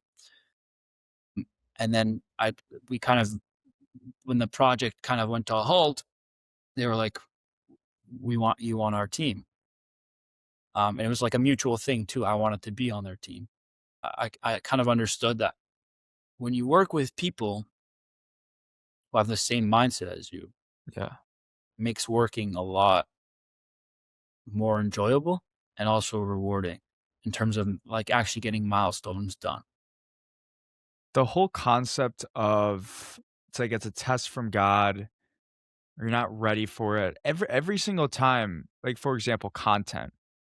There's so many days where I'm like, why is the money not coming in? Why are the following not growing? Why is this podcast not taking off? I'm putting in all this fucking work every single day. Why is it not here? And I go back to the point, like, I'm not ready for it. There's skills that God wants me to learn. It's a persistency test. No one has achieved anything. No one has ever achieved anything great without passing the persistency test. It's a test to see how bad I want it, but I'm also not ready for it. I'm not ready for the followers or the subscribers or the money. There's lessons that are trying to be taught in this present moment, skills that I need. And so whenever you're struggling with something, or you're not getting what you want and deserve, go back to the point where you're not ready for it yet. There's something that the Lord or the universe or whatever you want to say is trying to teach you. And you're going to sit in that tension and that shit point until you've learned what you're trying to be taught. And then boom, something comes up. You meet a person. You have an opportunity. This person connects you with another, and it leads to one thing to another, and then boom. That's what it is. And then there's where the opportunities form. It's it doesn't really make any sense, and it's a scary but also like it's an emotional thing to think about, but you're just not ready for it yet. I'm not ready for it. And you realize 1,000%. And when you realize, but you do realize that there is a moment in time where you realize that all these different small things that are getting like, oh, you met this person and that person, that, like that, all these small little things turns into a line where you're like, holy shit, this Yeah. was all meant to happen. You know what I mean? Like you look at that line and you're like, from a phone call to a text to meeting this person in a coffee shop to bumping into them on the street to meeting this person like that. Like it's like a timeline. Like I don't even know how to explain it, But at the end, not the end so-called in your life, but at the end of that situation where you found a place now that where you're happy, that line connects into a straight line and you're like, holy shit, that's Right? all from God. Yeah. Like imagine, I know you recently moved to New York, Hmm. right? And like, I'm sure now that when you made that huge, massive life decision of quitting your job, that you did take a time, I guarantee you, for 5 minutes where you were like,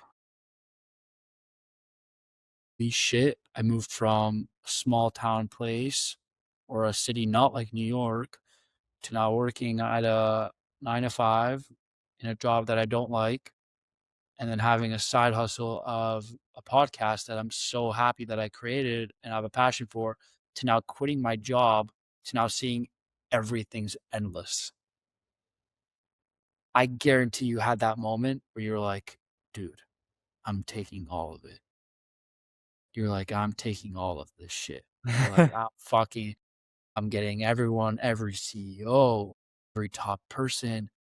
I won't stop until I get to where I want to go. I Yeah, guarantee you had that moment. And I tell absolutely. people during the hard, like when you pray for rain, you'll get the mud. You know what I mean? But you'll also get a shower too. Like, you know what I mean? You got to understand that within the prayers that you ask for, that in those prayers, there's challenges, but those challenges are a blessing, dude. And life, people like to compare themselves to social media and other people living lives that just aren't true. They're just not true. Like, they're just not real. You know what I mean? They're just not real. Go surround yourself by people you are inspired by. I thought that I was, and this is probably even another reflection point that's coming in my head, where I thought I was probably the smartest person in the room a few months ago, or I thought I was the top shit. And then I come to a place like the place that I work with now, and I'm thankful that I'm not the smartest person in the room. I'm thankful that I have geniuses around me, and that make me want to work harder. I thought I was a hard worker, dude, and I was. Like I was. There were sleepless nights where I was on Adderall, I wouldn't sleep, and I was working. You know what I mean? But I realized that I could even be 10 times better or 10% better, and working with people who are making me feel that way is making me a better human and a better Kedem. Being surrounded by people who you strive to be around and you're making videos with them is allowing you to go and become the person that you want to be. Yeah. Because eventually, years from now, you're gonna have people come up to you and be like, "Hey, could we do a CEO day in a life with you?" Mm, They're gonna come up to you and be like, "Hey, can I do a CEO day in a life?" They're gonna DM you, and then you're gonna have a bunch of assistants and people working for you. Or they're gonna go up to you and be like, "Hey, Anthony, this guy wants to do a CEO day in a life." And you're gonna look back at this moment when you did it with someone else, and you're gonna be like, "Yeah, I remember that kid. Sure, why not? Bring him up. Let's give him a chance." You know what I fire. mean? Everything in life is planned out, and you just gotta have like faith, not just faith, but I like to compare. There's a thing in Hebrew we call bitachon. I speak Hebrew, so there's a thing called bitachon, which is like basically it's like a lock. The best way I like to explain it, it's like a lock. When you lock something, it's locked. You know it's locked, right? That's what I like to explain is like not just having faith, but bitachon, where it's like you trust your dad, right? Yeah. With your heart, Yeah. you're close with your dad. Yeah. You trust that if you're ever in a bad situation, that he'll be there for you, no matter what. Absolutely. At any given moment, time, God forbid, not we'll never use you as an example, but someone's out in the world, God forbid, they're in a bad situation, they need their dad. You believe that your dad will be there no matter what. Yes. 3 a.m., he's hopping on a flight, he has to come help you. He's that type of guy, right? Yes. You're blessed, first of all. But also, that's the same kind of faith that you need to have in God, where it's like almost to the point where it's like, I don't need to worry at all. And I remind myself in a day to day basis, will this company respond to my email? Why worry, dude? If Yeah. God wants them to respond, they'll respond. Will this person respond to my text? Will this person close this deal with me? Will this person this? Will this person that? Stop putting control in their hands, because it's not. It's not in their hands, dude. It's not even in your hands. You have to put in the effort. Yes, God will bring you to the water, and you're the horse, you have to drink. But he won't force you to drink it, but he'll do the rest of the work. He'll put the water down in your throat. He'll make it absorb in your body, give you the nutrients it has, all the other things that you need that God will do, he'll do it. You just need to trust and have so much, like a lock, dude. It's like if I were to jump, I have so much faith. I won't do this. Actually, don't put this in the show. But like, I have so much faith that like I would literally jump off a building and be like, God will catch me. Don't be stupid. Obviously, don't do that.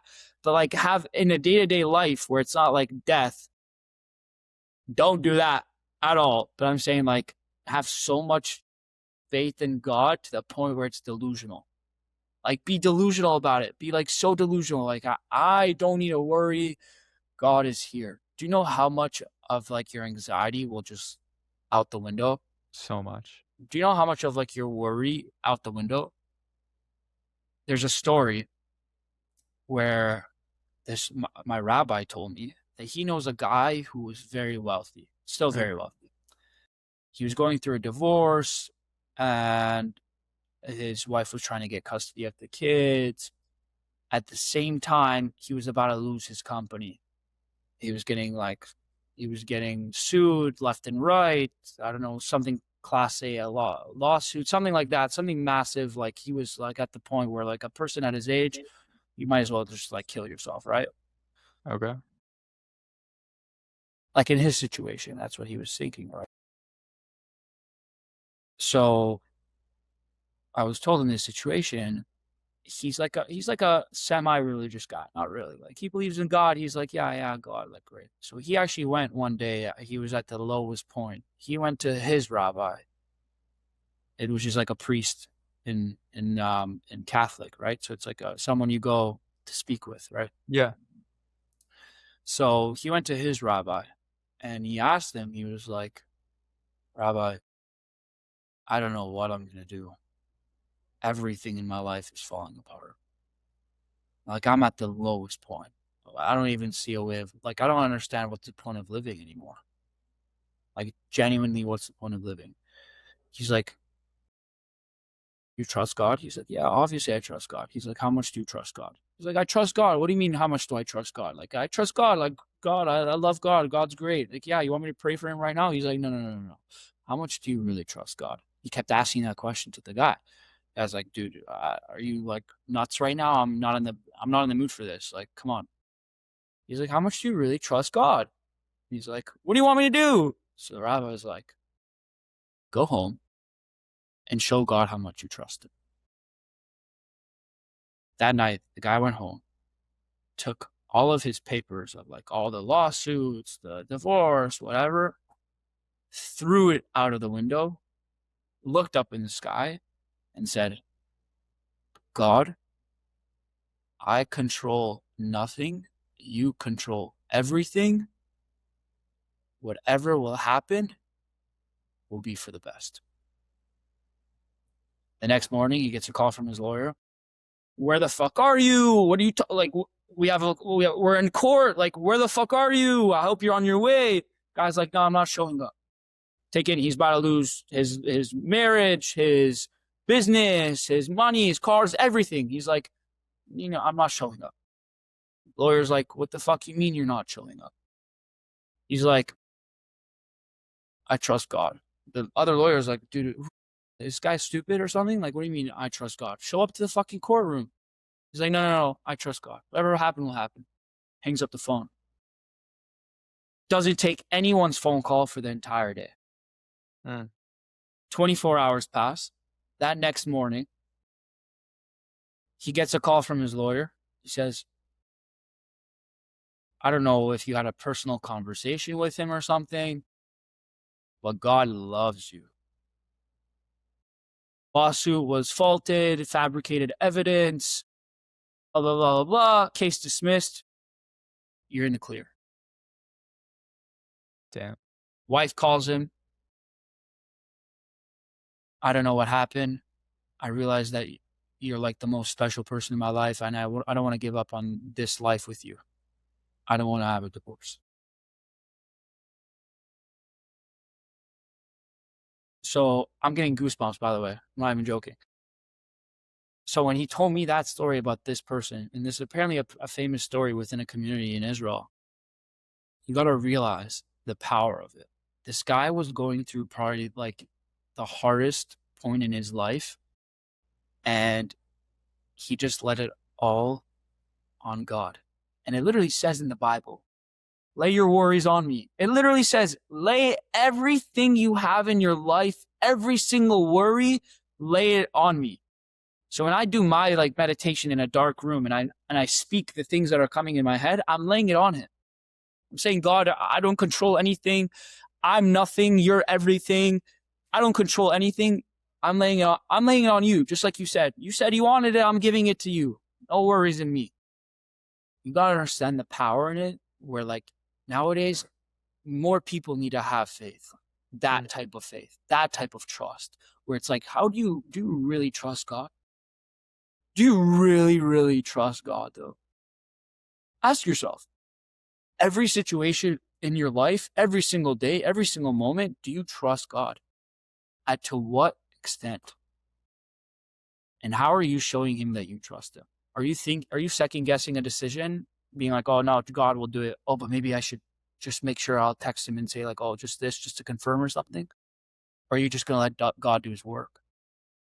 Every single situation in your life, you got to understand that God controls everything. And I'll go over and over and over again, and I'll tell every single person that I meet, there's no fucking point to worry. There's no point to worry. You come to me 6 months ago and tell me that I'm in this position. I moved to Miami. I wouldn't even have that in my consciousness. Like, that wouldn't even be a conversation that I would have with myself. But everything aligns, because everything is supposed to be meant for you at the right time. Your blessings are already aligned. They're already pinpointed in time. But you gradually, it's like a reward system. Like you said, you're not ready to be at that level yet.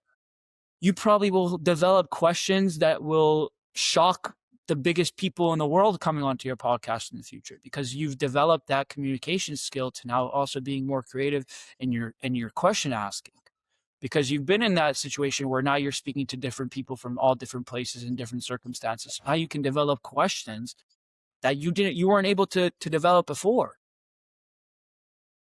Or now you're able to come up with different ideas because you moved to New York. And now look, if you didn't live, where did you live before? Wisconsin. Dude, you're telling me Wisconsin, they have CEOs like New York? No chance, bro. What are you talking about? Everything from God, bro. Moving to New York, to Manhattan, to now being able to go with the top real estate like exec, like she's the top person in real estate there. You don't get that in Wisconsin. But you like realize the blessings in disguise that you had the opportunity to move out. God gave you that initial job to then establish you in a position to do this on the side, to get to the point to now where you want to do it full time. Like, dude, just realize just realize how big that is. Like me, myself, I'm so genuinely happy for you, because you've realized that you left something that you thought was going to be it for a good majority of your life, to now being in a position where you can go, I'm doing what I love. Like, bro, people don't get that opportunity. But now you have the opportunity to struggle, to have challenges. Yeah. But you got that opportunity because you're capable of getting past it. I got two more things I want to say before we end this podcast.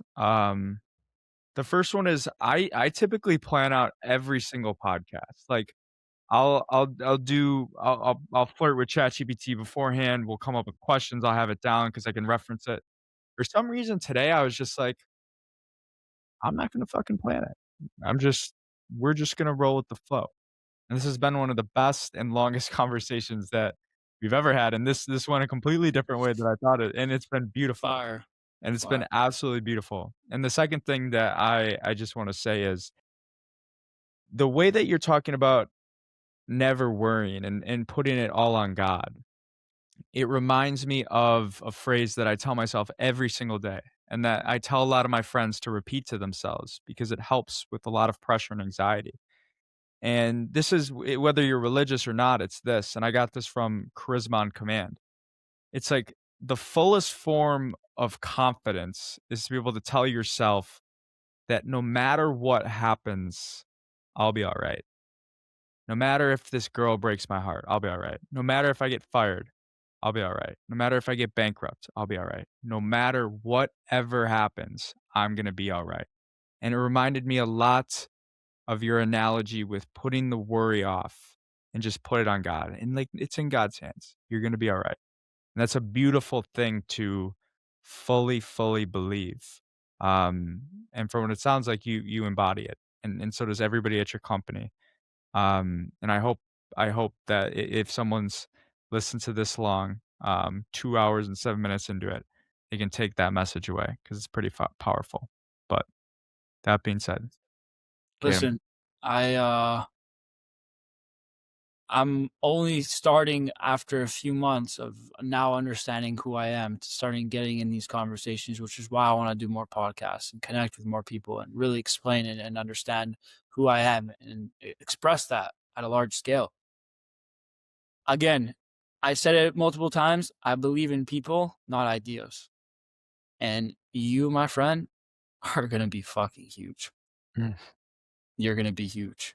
Just remember don't look at the way to get there and all the things that you need to do. Look at the outcome, because the outcome is going to be so much greater than all the itty bitty things that you need to do to get there. Those are just small little things. Those are just like tasks. Those are tasks. Look at the bigger project outcome, because with where you're heading right now, there's only success and bliss for sure. amazing. Much love. Everybody, thank Awesome. you for tuning in. It's a beautiful podcast. Maybe we'll Thank catch you you next guys. time.